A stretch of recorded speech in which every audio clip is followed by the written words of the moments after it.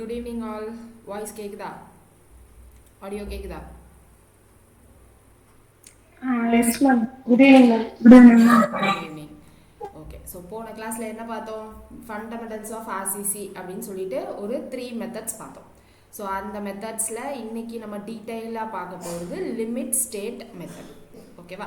So limit state method பொறுத்த வரைக்கும் என்ன பார்த்தோம்? 2 இது பார்த்துருப்போம். So limit state of collapse, limit state of serviceability அப்படின்னு 2 இது பார்த்துருப்போம். ஸோ இது ரெண்டையும் நம்ம எப்படி டிசைனில் யூஸ் பண்ண போகிறோம் அப்படின்னு பார்த்தீங்கன்னா, லிமிட் ஸ்டேட் ஆஃப் கொலாப்ஸ் அப்படின்னா எனக்கு லோடு எவ்வளோ ஆக்ட் ஆகுதோ அதுக்கு சேஃப்டியராக டிசைன் பண்ணணும். ஸோ அப்போ லிமிட் ஸ்டேட் ஆஃப் கொலாப்ஸ்ன்றது நம்ம என்ன பேஸ் பண்ணி டிசைன் பண்ண போகிறோம் அப்படின்னா, designed for safety against collapse. So கொலாப்ஸ்ன்றது நம்ம ஒரு மெம்பருக்கும் ஒரு மாதிரி நம்ம என்ன பண்ண போகிறோம்? டிசைன் பண்ண போகிறோம். ஸோ அதை தான் என்னன்னு பார்த்தோம்.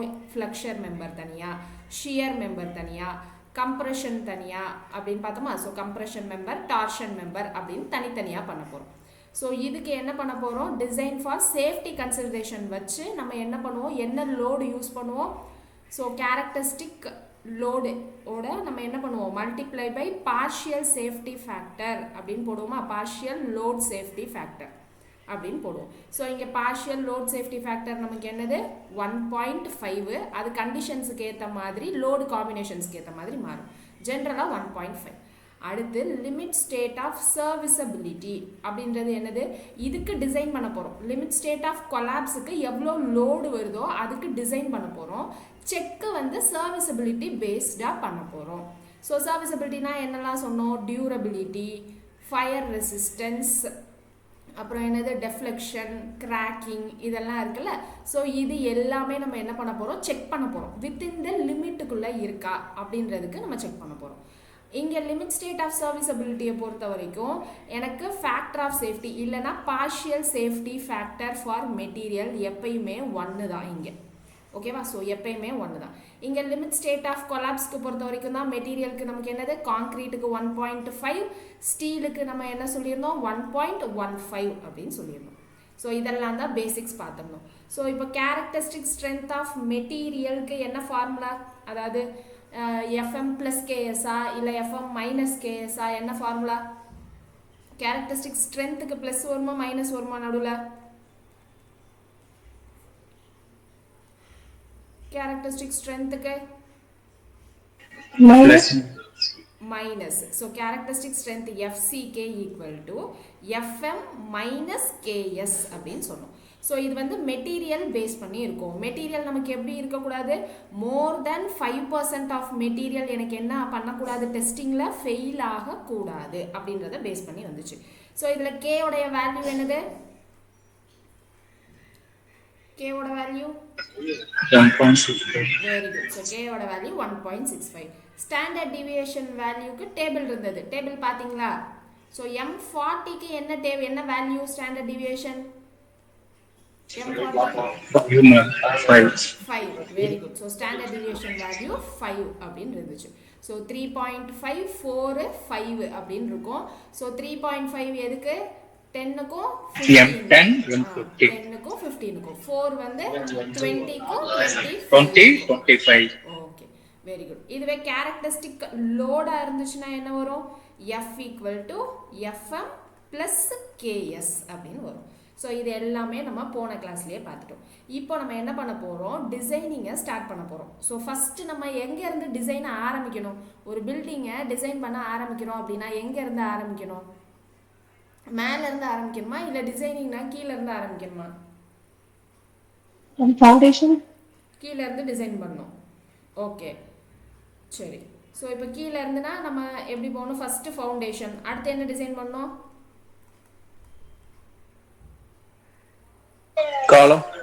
காலம். சரி, அதுக்கடுத்து என்ன டிசைன் பண்ணோம்? ஃபஸ்ட்டு கீழே இருந்து தான் போகணுமா? கன்ஃபார்மா? எல்லாருமே அதை அக்ரி பண்ணிக்கிறீங்களா? Yes ma'am. ஓகே, கீழே இருந்து போகணும். சாயில் ஸ்டெப் பேரிங் கெபாசிட்டி எவ்வளோன்னு ஃபர்ஸ்ட் அங்க இருந்து தான் செக் பண்ணணும். ஓகே, சரி. இப்போ ஃபவுண்டேஷனுக்கு எவ்வளோ லோடு வரும்னு உங்களுக்கு எப்படி தெரியும்?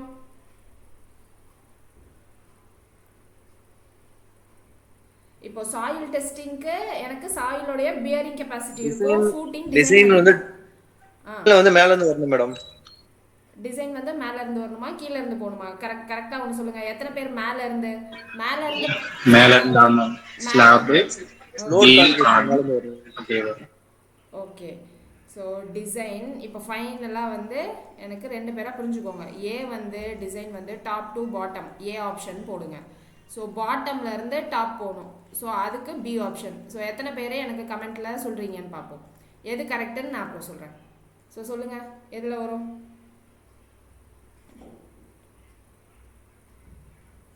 ஏ ஏ ஏ ஏ okay. So top to bottom.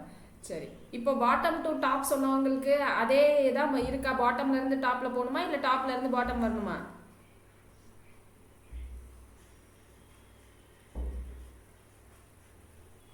Okay. So நம்ம கன்ஸ்ட்ரக்ஷன் தான் எப்பயுமே எங்கேருந்து போவோம் அப்படின்னா பாட்டம்லேருந்து போவோம். பாட்டம் டு டாப் கன்ஸ்ட்ரக்ஷனை பொறுத்த வரைக்கும். ஸோ டிசைனை பொறுத்த வரைக்கும் நம்ம எங்கேருந்து தான் வருவோம் அப்படின்னா மேலேருந்து தான் வருவோம். சரியா? ஸோ மேலேருந்துனா ஸ்லாப் ஃபஸ்ட்டு. அதுக்கப்புறம் எங்கே வருவோம்? ஸ்லாப்லேருந்து லோடு எதுக்கு டிஸ்ட்ரிபியூட் ஆகும் ஃபஸ்ட்டு? ஸ்லாப்லேருந்து பீம் மேம். ஸ்லாப்லேருந்து பீமு, பீம்லேருந்து பீமு காலம் வாலு எல்லாத்தையும் சேர்த்து எங்கே போயிடும்? காலமுக்கு போயிடும். காலம்லேருந்து எங்கே போகும்? ஃபூட்டிங்க்கு போகும். ஸோ மொத்தமாக எனக்கு மேலேருந்து நான் எவ்வளோ லோடுன்றது நான் இப்படி தான் கண்டுபிடிக்க முடியும். ஸோ மேலேருந்து தான் ஃபஸ்ட்டு என்ன பண்ணணும். சரியா? ஸோ இப்போது ஸ்லாப்ன்றது நமக்கு என்னது? மேலே நம்ம ரூஃப் போடுவோம் இல்லையா? ஸோ அதுதான் ஸ்லாப். அங்கேருந்து எனக்கு மேலேருந்து என்னவாகும்? லோடு டிஸ்ட்ரிபியூட் ஆகும். இந்த பீம் வழியாக தான் டிஸ்ட்ரிபியூட் ஆகும். ஸோ இந்த பீம் வழியானா இந்த வாலும் வரும். சரியா? பட் ஆனால் அந்த வால் வந்து நமக்கு லோட் பியரிங் வாலாக இருக்கலாம் சில கேசஸில் லோட் பியரிங் இல்லாமலும் இருக்கும். ஸோ மெயினாக எனக்கு லோட் ட்ரான்ஸ்ஃபருக்கு தான் இந்த பீம் யூஸ் பண்ணுறோம். ஸ்லாப்லேருந்து வர்ற லோடை எனக்கு என்ன பண்ணுது அப்படின்னா இந்த பக்கம் அப்படின்னு எடுத்துகிட்டு போய் இந்த பக்கம் இருக்கிற காலமுக்கும் அந்த சைடு இருக்கிற காலமுக்கும் எனக்கு டிஸ்ட்ரிபியூட் பண்ணி கொடுக்குற வேலை தான் பீமு. ப்ளஸ் பீமோட இன்னொரு வேலை என்னது அப்படின்னா எனக்கு வந்து ரூம் சைஸ் பெருசாக இருக்குது அப்படின்னு வச்சுக்கோங்க. அந்த இடத்துல எனக்கு இந்த சாகிங் இருக்கு இல்லையா? ஸோ அந்த சாகிங் வந்து லிமிட்டேஷன்ஸ்க்கு மேலே வரக்கூடாது. அப்படின்றதுக்கும் என்ன பண்ணுவோம் அப்படின்னா இந்த பீம் ப்ரொவைட் பண்ணுவோம்.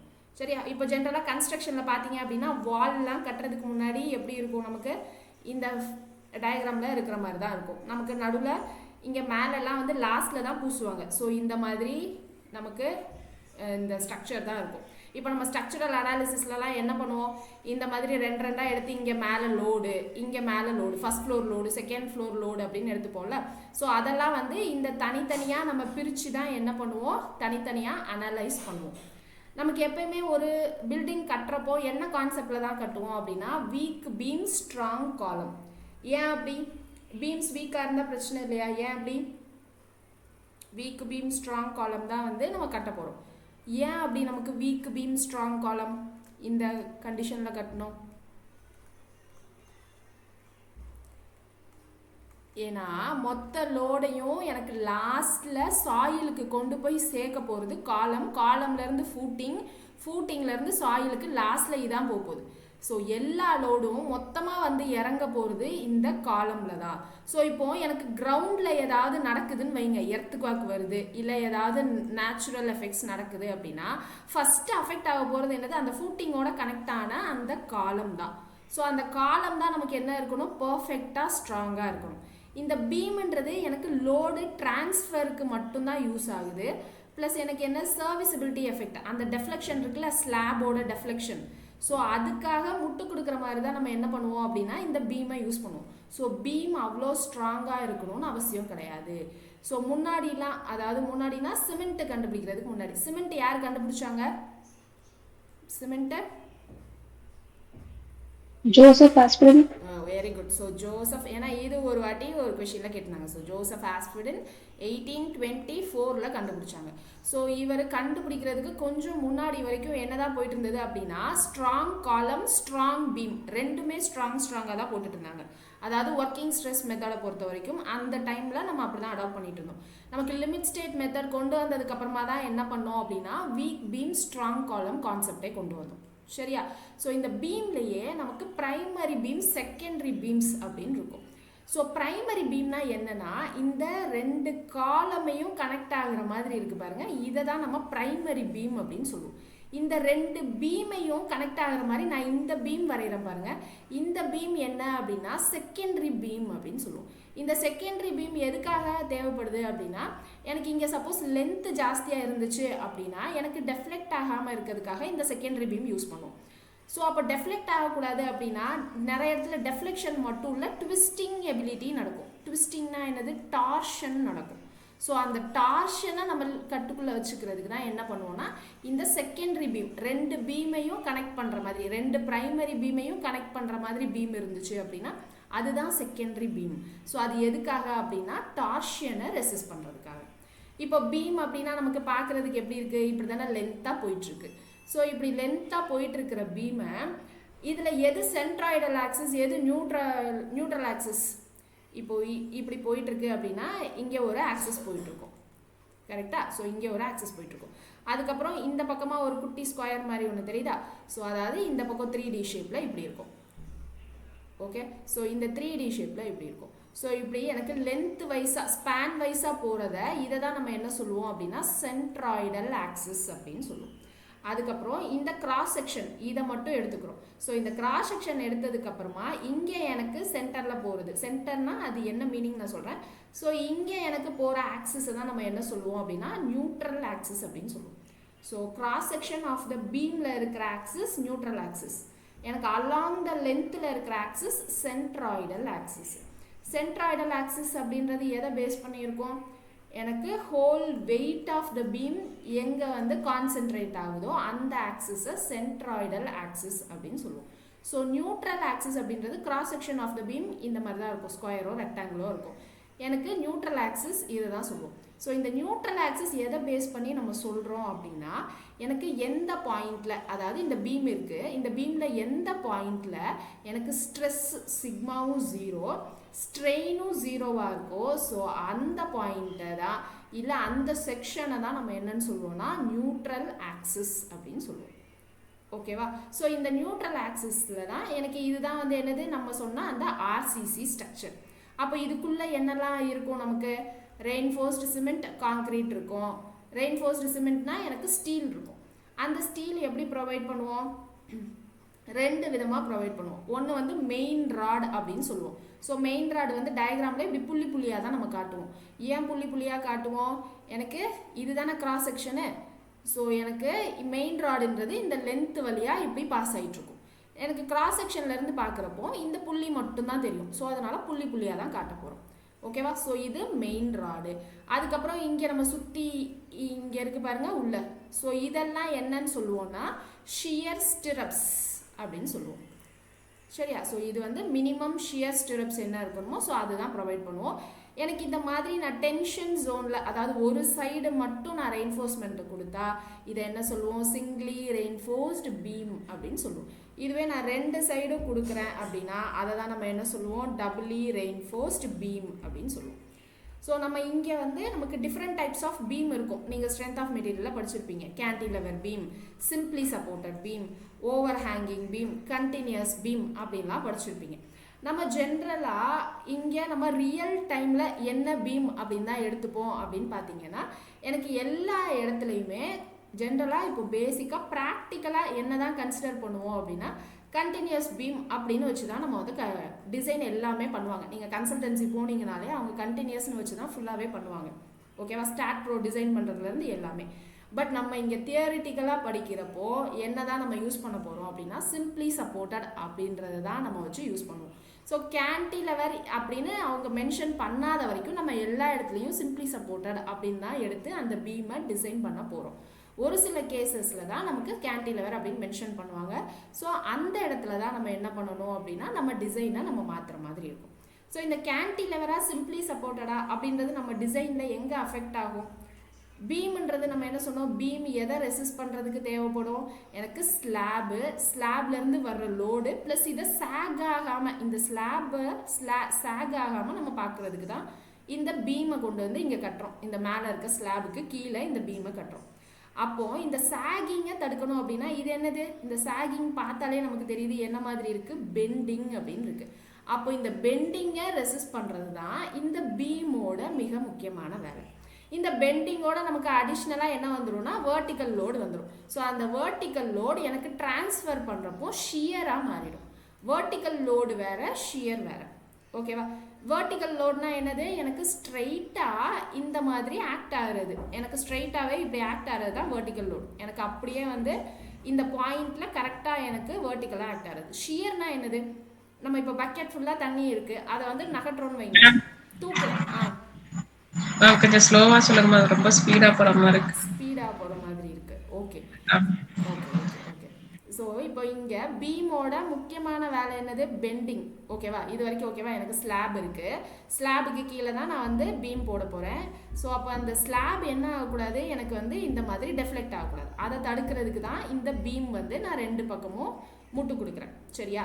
ஸோ அந்த பெண்டிங்கை நான் டெஃப்ளெக்ஷனை லிமிட் பண்ணும். ஸோ அந்த பெண்டிங்கை ரெசிஸ்ட் பண்ணுறதுக்கு தான் நமக்கு பீம் தேவைப்படுது.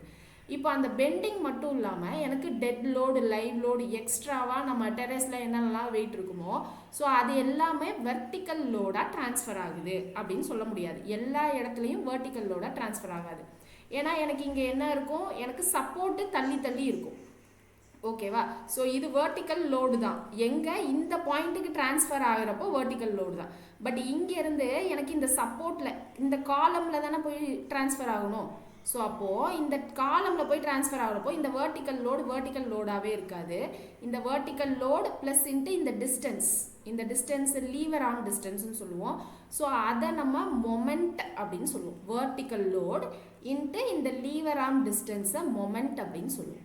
ஸோ இந்த மொமெண்ட்டை தான் நம்ம ஜென்ரல் டேர்மில் பெண்டிங் அப்படின்னு சொல்கிறோம். அந்த பெண்டிங்க்கு டிசைன் பண்ணுறோம்.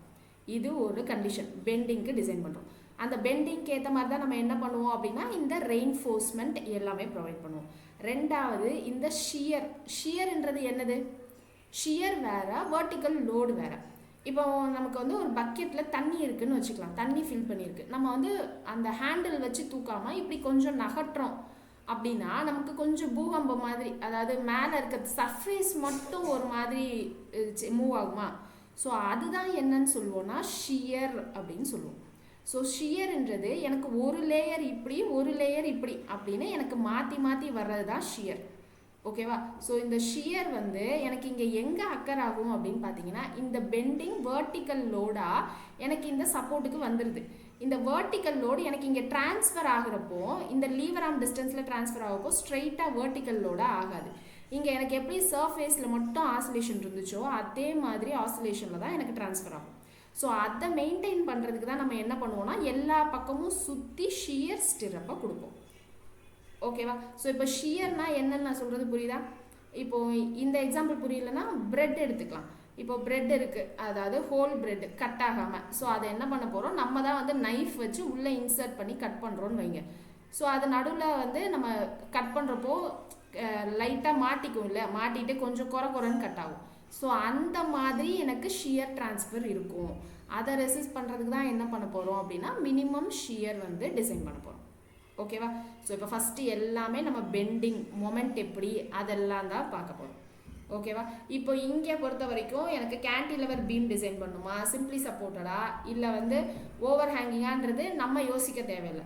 நம்ம என்ன யோசிக்கணும் டிசைனை பொறுத்த வரைக்கும் அப்படின்னா நான் வந்து இந்த ரெயின்ஃபோர்ஸ்மெண்ட்டை ஒரு சைடு மட்டும் கொடுக்க போகிறோன்னா 2 சைடு கொடுக்க போகிறோன்னான்னு யோசிக்கணும். அது எதை பேஸ் பண்ணி யோசிக்கணும் அப்படின்னா எனக்கு வரக்கூடிய ஆக்ட் ஆகக்கூடிய மொமெண்ட்டை பொறுத்து நான் அது வந்து டிசைட் பண்ணுவேன்.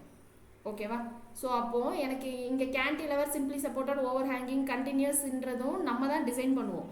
பட் ஆனால் இந்த டிசைன் வந்து நமக்கு எங்கே யூஸ் ஆகும் அப்படின்னு பார்த்தீங்கன்னா நமக்கு ஹோலாக லோடு கொடுத்துட்டு எனக்கு பீம் டிசைன் கொடுங்க அப்படின்னு கேட்குறப்போ நம்ம என்ன பண்ணலாம்? இது என்ன பீம் யூஸ் பண்ண போகிறோம் அப்படின்றத யோசிக்கலாம். இது வந்து ப்ராக்டிக்கல் கேஸு, கன்சல்டன்சியில் நம்ம பண்ண போகிறது. இப்போ எக்ஸாமை பொறுத்த வரைக்கும் அவங்களே என்ன பீமு டீட்டெயிலு எல்லாமே கொடுத்துருவாங்க. நமக்கு மொமெண்ட் என்ன ஆக்ட் ஆகுது அப்படின்னு கேட்கலாம். இல்லைனா மினிமம் ஸ்டீல் என்ன ப்ரொவைட் பண்ணணும், இல்லை மினிமம் ஷியர் ஸ்டிரப் என்ன ப்ரொவைட் பண்ணணும் அப்படின்ற மாதிரி கொஷின் தான் வரும். இந்த டிசைனுக்கான ஸ்டெப்ஸு நான் சொல்கிறேன், பட் லாஸ்ட்டில் சொல்கிறேன். இனிஷியலாக நமக்கு எக்ஸாமுக்கு என்ன தேவையோ அது மட்டும் பார்க்கலாம். சரியா? ஓகேவா? இப்போ ஏன் பீம்ன்றதுக்கு நான் பெண்டிங்கும் ஷியர் மட்டும் எடுத்து டிசைன் பண்ணுறேன்றது மட்டும் புரியுதா? பிரைமரி பீம்னா என்ன, செகண்டரி பீம்னா என்ன, இது 2 கான்செப்ட் மட்டும் புரியுதா? பீமுக்கு எப்படி பெண்டிங் வருது, எதனால் பீம் பெண்டிங் மெம்பராக டிசைன் பண்ணுறோம், ஒன்று அது புரியணும். ஷியர் ஸ்டிரப் சுற்றி நம்ம ஏன் கொடுக்குறோம், மினிமம் ஆவது ஏன் கொடுக்குறோம் அப்படின்றது புரிஞ்சால் போதும். ஓகே, ஸோ இதுதான் பேசிக். ஏன் பீமை நம்ம பெண்டிங் மெம்பர் அப்படின்னு சொல்கிறோம். டிசைன் எப்போயுமே எனக்கு எங்கேருந்து தான் வரணும், டாப்லேருந்து பாட்டமுக்கு தான் வரணும். ஸோ இப்போது இதுக்கு நம்ம டிசைனுக்கு போகிறதுக்கு முன்னாடி எந்த இதுவாக இருந்தாலும் டிசைனுக்கு போகிறதுக்கு முன்னாடி பேசிக்காக அசம்ஷன்ஸ் அப்படின்னு ஒன்று இருக்கும். அதாவது ரியல் டைம் கண்டிஷன் நம்மளால் எடுத்து என்ன பண்ண முடியாது அப்படின்னா ஃபாலோ பண்ண முடியாது. அதனால ரியல் டைம் கண்டிஷன் ரொம்ப எங்கெல்லாம் கிரிட்டிக்கலாக இருக்கோ அங்கெல்லாம் நம்ம என்ன பண்ணிப்போம், அசியூம் பண்ணிப்போம். ஓகேவா, என்னென்னு அசியூம் பண்ண போகிறோம் அப்படின்னா ஒரு 4-5 அசம்ஷன் இருக்கும். ஸோ அந்த 4-5 அசம்ஷன் வந்து நம்ம டிசைனை பொறுத்து தான் இருக்கும். ஸோ ஃபஸ்ட் அசம்ஷன் என்னது, அந்த அசம்ஷன் வந்து நமக்கு கோட் புக்லேயே என்ன பண்ணியிருப்பாங்க அப்படின்னா கொடுத்துருப்பாங்க. ஸோ அந்த அசம்ஷன் பார்த்துடலாமா, ஒரே நிமிஷம். ஸோ அந்த கோட் புக்லேயே ஸ்ட்ரெயிட்டாக கொடுத்துருப்பாங்க. பட் அந்த அசம்ஷன்லேயே இம்பார்ட்டண்ட் அசம்ஷன் ஒரு 2-3 இருக்கும். ப்ளஸ் அந்த ஸ்ட்ரெஸ் ஸ்ட்ரெயின் கர்வ்லாம் வரையிலோம்ல, ஸோ அது எல்லாமே நமக்கு இம்பார்ட்டண்ட்டாக இருக்கும். ஓகே, இங்கே இருக்க அசம்ஷன்ஸ். ஸோ அசம்ஷன்ஸ் வந்து பேஜ் நம்பர் 82.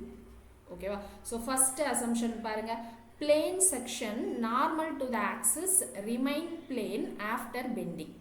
ஸோ ஃபஸ்ட்டு என்ன பண்ணலாம், ஒரு பீம் வரைஞ்சிக்கலாம். பீம்னாலே இதுக்கப்புறம் எப்படி தான் வரைய போகிறோம் அப்படின்னா இந்த கிராஸ் செக்ஷன் எடுத்து தான் வரைய போகிறோம். சிங்கிளி ரெயின்ஃபோர்ஸ்டு பீம்னு நான் பேசுகிறதுனால என்ன பண்ண போகிறேன், கீழே மட்டும் நான் ரெயின்ஃபோர்ஸ்மெண்ட் இருக்கிற மாதிரி சர்க்கிளாக ரெப்ரசன்ட் பண்ணிக்க போகிறேன். இந்த மாதிரி கிராஸ் செக்ஷன் இருக்கிறப்போ எனக்கு என்ன ஆக்சிஸ் தான் தெரியும், நியூட்ரல் ஆக்சிஸ் தான் தெரியும். ஸோ இது நியூட்ரல் ஆக்சிஸ். இப்போ இந்த மாதிரி இருக்கிற ஒரு பீமுக்கு நான் என்ன பண்ண போகிறேன் அப்படின்னா என்னென்ன டைமென்ஷன்லாம் வரும்னு ஃபஸ்ட்டு பார்த்துடலாமா. இந்த டைமென்ஷன் என்னது, நமக்கு என்ன வரும், பீம் இப்படி போயிட்டுருக்கோம். இது வந்து எனக்கு லென்த்து, கரெக்டாக. ஸோ இது வந்து என்ன வரும், வித் ஆஃப் த பீம். இதுதான் நம்மளுடைய depth of the beam.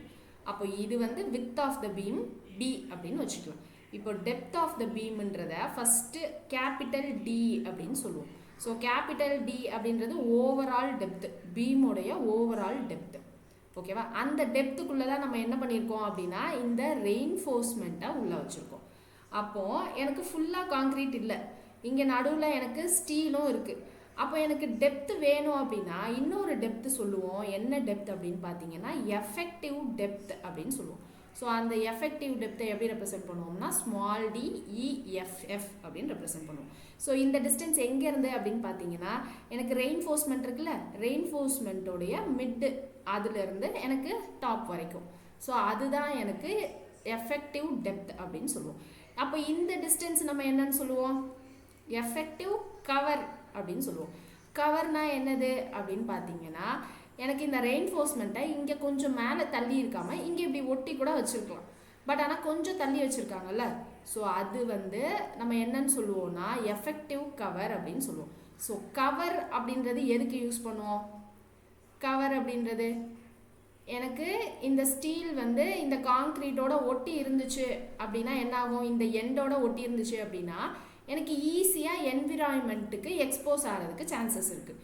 Expose ஆச்சுன்னா என்ன ஆகும், கரோஷன் நடக்குமா, ஏன்னா அது ஸ்டீல், கரோஷன் நடக்கும். கரோஷன் நடந்துச்சுன்னா என்ன ஆகும், லைஃப் டைம் கம்மியாகும். அப்போது எனக்கு டியூரபிலிட்டி லைஃப் டைம் கம்மியாகிறது மட்டும் இல்லாமல் லைஃப் டைமுக்குள்ளே நமக்கு கிடைக்கக்கூடிய ஸ்ட்ரென்த்து வந்து அப்படியே மெயின்டைன் ஆகாது, அதுவும் கம்மியாகும்.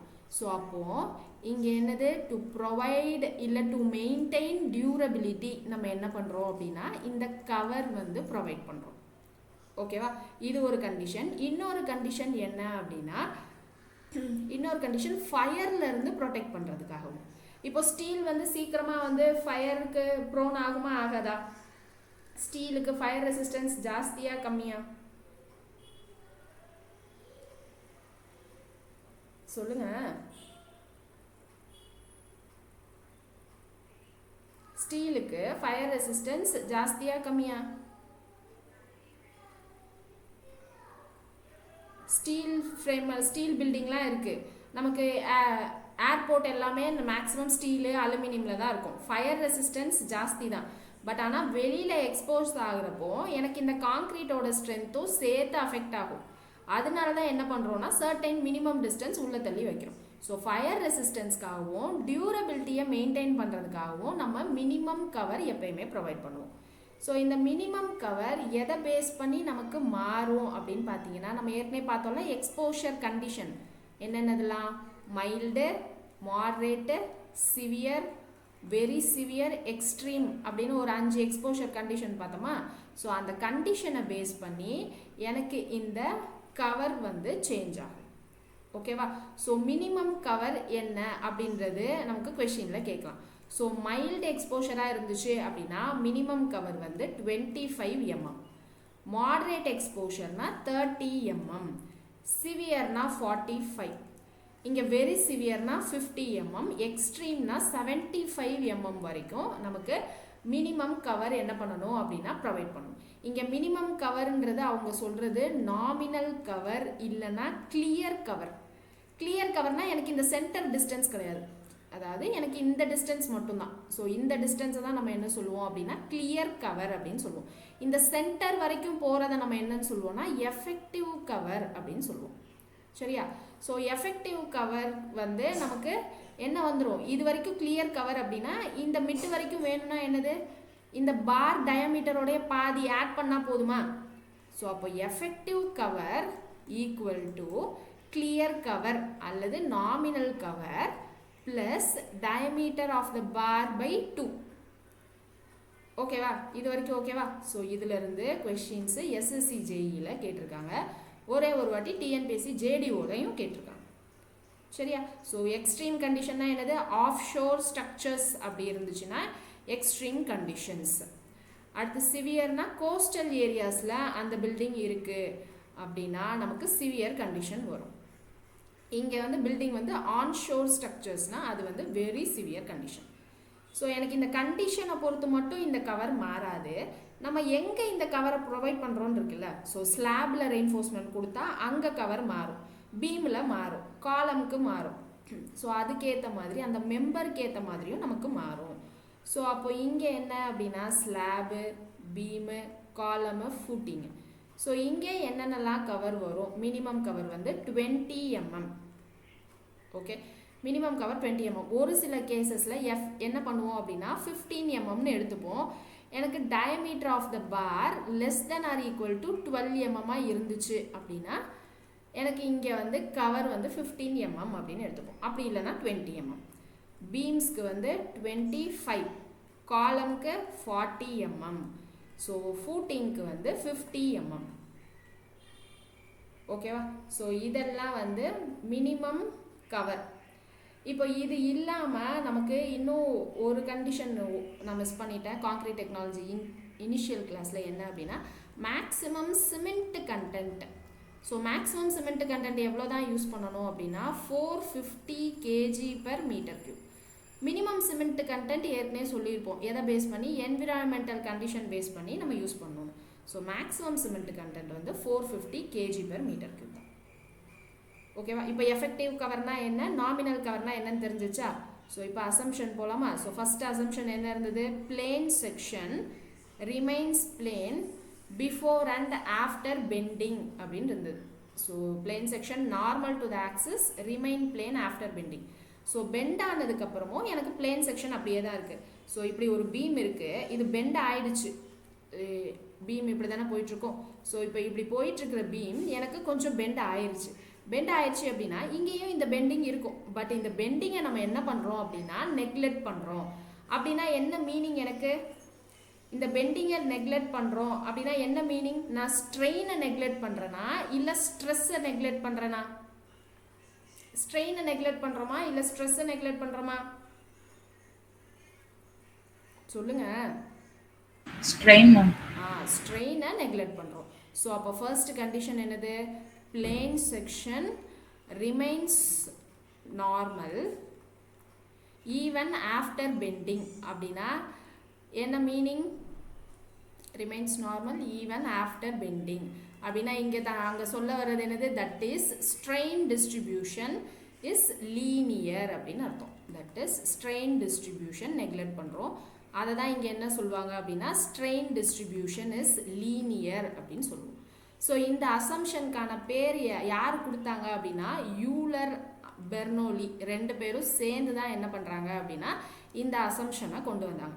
ஸோ இதை யூலர் பெர்னோலி பிரின்சிபல் அப்படின்னு சொல்லலாம். ஓகேவா? யூலர் பெர்னோலி பிரின்சிபல்னா என்னது? ஸ்ட்ரெயின் டிஸ்ட்ரிபியூஷன் லீனியராக இருக்கும் அப்படின்னு சொல்லியிருக்காங்க. ஸோ இப்போ இதுதான் என்னுடைய பீம் அப்படின்னா இதுக்கு நான் ஸ்ட்ரெயின் டிஸ்ட்ரிபியூஷன் வரைகிறேன் அப்படின்னா எப்படி இருக்கும்னா எனக்கு இப்படி லீனியராக இருக்கும். ஓகேவா? ஸோ மேலே என்ன இருக்கும்? இது கம்ப்ரசிவ் ஸ்ட்ரெயினாக இருக்குமா? இங்கே என்ன இருக்கும்? டென்சைல் ஸ்ட்ரெயினாக இருக்கும். ஸோ இதுதான் நம்மளுடைய strain distribution. So strain distribution முடிச்சிட்டோம். ஸோ அப்புறமா என்ன வேணும்? இந்த வேல்யூ என்னன்னு தெரியணும். ஸோ அந்த ஸ்ட்ரெயின் டிஸ்ட்ரிபியூஷனுடைய வேல்யூ என்னன்றதும் அடுத்தடுத்த அசம்ஷனில் கொடுத்துருப்பாங்க. ஸோ என்னன்னு பார்த்துடலாமா? ஸோ அடுத்த அசம்ஷனில் என்ன கொடுத்துருக்காங்கன்னு பார்க்கலாம். ஸோ இங்கே பாருங்கள், maximum strain in concrete at the outermost compression fibre is taken as 0.0035 in bending. அதாவது இங்கே எங்கே அவுட்டர் மோஸ்ட் கம்ப்ரெஷன் ஃபைபரில் இருக்கிற மேக்ஸிமம் ஸ்ட்ரெயின் 0035. ஸோ அப்போது இங்கே எங்கே கம்ப்ரெஷன் ஜோன்? இங்கே மேலே நமக்கு காங்க்ரீட் இருக்குது, இது கம்ப்ரெஷன் ஜோன், இதுதான் நம்மளுடைய டென்ஷன் ஜோன். இந்த கம்ப்ரெஷன் ஜோனில் இருக்கக்கூடிய மேக்ஸிமம் ஸ்ட்ரெயின் வேல்யூ தான் கொடுத்துட்டாங்க 0.0035ன்னு. நான் ஏற்கனவே போன கிளாஸில் maximum shrinkage strain in concrete value சொல்லியிருந்தேன், ஞாபகம் இருக்கா? Maximum shrinkage strain in concrete value என்னது? Maximum shrinkage strain in concrete 0.03. Very good, 0.303 அப்படின்னு சொல்லிடணும். ஸ்ட்ரெயினுக்கு யூனிட் கிடையாது. ஸோ இப்போ இங்கே என்ன சொல்லியிருக்காங்க? மேக்ஸிமம் ஸ்ட்ரெயின் இன் கம்ப்ரஸ்டு ஃபைபர் அப்படின்னு சொல்லியிருக்காங்க. அப்போ இதை காங்க்ரீட்னு வச்சுக்கலாம். So maximum strain in concrete என்னது? 0.0035 அப்படின்னு அவங்க கொடுத்துட்டாங்க. மேக்ஸிமம் ஸ்ட்ரெயின் இன் கம்ப்ரெஷன் சைடு கொடுத்துட்டாங்க. இப்போ இந்த டென்ஷன் சைடில் என்ன இருக்கணும்னு தெரியணும்ல? ஸோ அதுவும் அவங்களே கொடுத்துருப்பாங்க. என்ன கொடுத்துருக்காங்கன்னு பாருங்கள், இங்கே இந்த பாயிண்டில். ஸோ எஃப் பாயிண்டில் கொடுத்துருக்காங்க. ஸோ மேக்ஸிமம் ஸ்ட்ரெயின் இந்த டென்ஷன் ரெயின்ஃபோர்ஸ்மெண்ட் இந்த section at failure shall not less than. So shall not less தென்னா என்னது? மினிமம் இதுவாவது இருக்கணும். ஓகேவா? ஸோ மினிமம் இதுவாவது இருக்கணும். ஷால் நாட் லெஸ் தென்னா எனக்கு greater than or equal to இதுவாவது இருக்கும். இப்போ நமக்கு என்ன தெரியும்? ஸ்டீன் இங்கே ஏன் 0.002 அப்படின்லாம் போட்டிருக்காங்க அப்படின்றதையும் நம்ம பார்த்துடலாமா ஃபஸ்ட்டு? ஸோ இப்போ நமக்கு அதுக்கு பார்க்கணும் அப்படின்னா ஃபஸ்ட்டு நமக்கு என்ன தெரிஞ்சிருக்கணும் அப்படின்னா stress strain curve for concrete தெரிஞ்சிருக்கணும், ஸ்டீலுக்கும் தெரிஞ்சிருக்கணும். ஸோ ஒரிஜினல் ஸ்ட்ரெஸ் ஸ்ட்ரெயின் கர்வும் தெரியணும், ப்ளஸ் என்ன தெரியணும் அப்படின்னா எனக்கு IS 456ல் என்ன ஐடியலைஸ் பண்ணியிருக்காங்க அப்படின்றதும் தெரியணும். ஸோ ஸ்ட்ரெஸ் ஸ்ட்ரெயினில் இங்கே தானே ஸ்ட்ரெஸ்ஸு, இங்கே தானே ஸ்ட்ரெயின். இப்போ ஃபஸ்ட்டு காங்க்ரீட்டுக்கு எடுத்துக்கலாம். So stress strain curve for concrete ஏற்கனவே சொல்லியிருந்தேன்னு நினைக்கிறேன். ஃபஸ்ட்டு இப்படி தான் வந்து நமக்கு இருக்கும். ஸோ ஏ வரைக்கும் இருக்கும், கரெக்டாக? ஸோ இங்கே ஏ வரைக்கும் இருக்கும். இது வந்து பி, இது வந்து ஃபஸ்ட்டு கிராக்கிங் ஜோன் சி அப்படின்னு சொல்லியிருந்தேன். ஸோ ஏ வரைக்கும் இருக்குது. நான் என்ன சொல்லியிருந்தேன்? Linear zone, linear elastic zone அப்படின்னு சொல்லியிருந்தோம். இது என்ன சொன்னோம்? நான் லீனியர் ஜோன் அப்படின்னு சொன்னோம். இந்த சி பாயிண்டில் நமக்கு கிராக்கிங் நடந்துடும், ஃபஸ்ட்டு கிராக் அப்படின்னு சொல்லிட்டோம். ஸோ நம்ம எப்பயுமே என்ன பண்ணுவோம் அப்படின்னா எனக்கு இந்த இடத்துல கிராக் ஆனதுக்கப்புறமா நம்ம எடுக்கிறது, கிராக் ஆனதுக்கப்புறமா கேரக்டரிஸ்டிக் ஸ்ட்ரென்த்தை எடுக்க முடியாது. ஸோ அப்போது இந்த பாயிண்ட் என்ன அப்படின்றது தான் கண்டுபிடிக்கணும். ஸோ இந்த பாயிண்ட்டு எனக்கு எங்கேருந்து நான் லீனியர் நமக்கு கிராஃப் வரைகிறப்போ தெரியாது.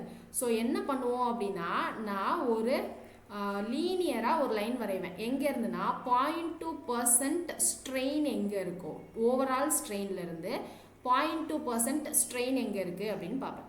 ஸோ இதுதான் 0.2% ஸ்ட்ரெயின் இங்கே தான் இல்லையா? ஸோ இது வந்து 0.1, இது 0.2% ஸ்ட்ரெயின்னு வச்சுக்கலாம். இங்கேருந்து இந்த லீனியர் லைனுக்கு பேரலாக நான் ஒரு லைன் வரைவேன், சரியா? ஸோ பேரலாக லைன் வரைகிறப்போ அந்த கேர்வில் போய் எங்கே இன்டர்செக்ட் ஆகுதோ அதுதான் நம்மளுடைய FCK, characteristic compressive strength of concrete அப்படின்னு வரையும். எதனால் இந்த 0.2% ஸ்ட்ரெயின் அப்படின்னா எனக்கு இந்த 0.2% ஸ்ட்ரெயின் தான் என்ன இருக்கும் அப்படின்னா மேக்ஸிமம் ஸ்ட்ரெஸ்ஸு கொடுக்கக்கூடிய வேல்யூவாக இருக்கும். இது எக்ஸ்பிரிமெண்ட்லேருந்து எடுத்த டேட்டா 0.2% ஸ்ட்ரெயின். ஸோ இந்த 0.2% ஸ்ட்ரெயினை தான் என்னன்னு சொல்லுவாங்கன்னா, இது பர்சன்டேஜை ரிமூவ் பண்ணணும்னா டிவைடட் பை 100. ஸோ அப்போ 0.002 தான் வந்து ஸ்ட்ரெயினுடைய வேல்யூ. ஸோ அந்த இடத்துல தான் நமக்கு என்ன இருக்க போகுது அப்படின்னா ஸ்ட்ரெஸ் வேல்யூ வந்து மேக்ஸிமமாக இருக்க போகுது. அதுதான் ப்ரூஃப் ஸ்ட்ரெஸ் அப்படின்னு சொல்லுவோம். ப்ரூஃப் ஸ்ட்ரெஸ் அப்படின்னா மேக்ஸிமம் ஸ்ட்ரெஸ். இப்போ இப்படி இருந்த original stress strain curve for concrete இது. இப்போ இப்படி இருந்த கர்வை என்ன பண்ணிட்டாங்க அப்படின்னா ஐடியலைஸ் பண்ணிட்டாங்க. ஸோ ஐடியலைஸ் பண்ணி என்ன கொடுத்துருக்காங்கன்னா, எனக்கு இங்கே ஒரு ஸ்ட்ரெயிட் லைன், அப்புறம் இங்கே நான் லீனியர், அப்புறம் இப்படியே போயிட்டுருக்குல்ல. பட் IS 456 என்ன கொடுத்துருக்காங்க அப்படின்னா எனக்கு இப்படியே போகிற மாதிரி கொடுத்துருக்காங்க.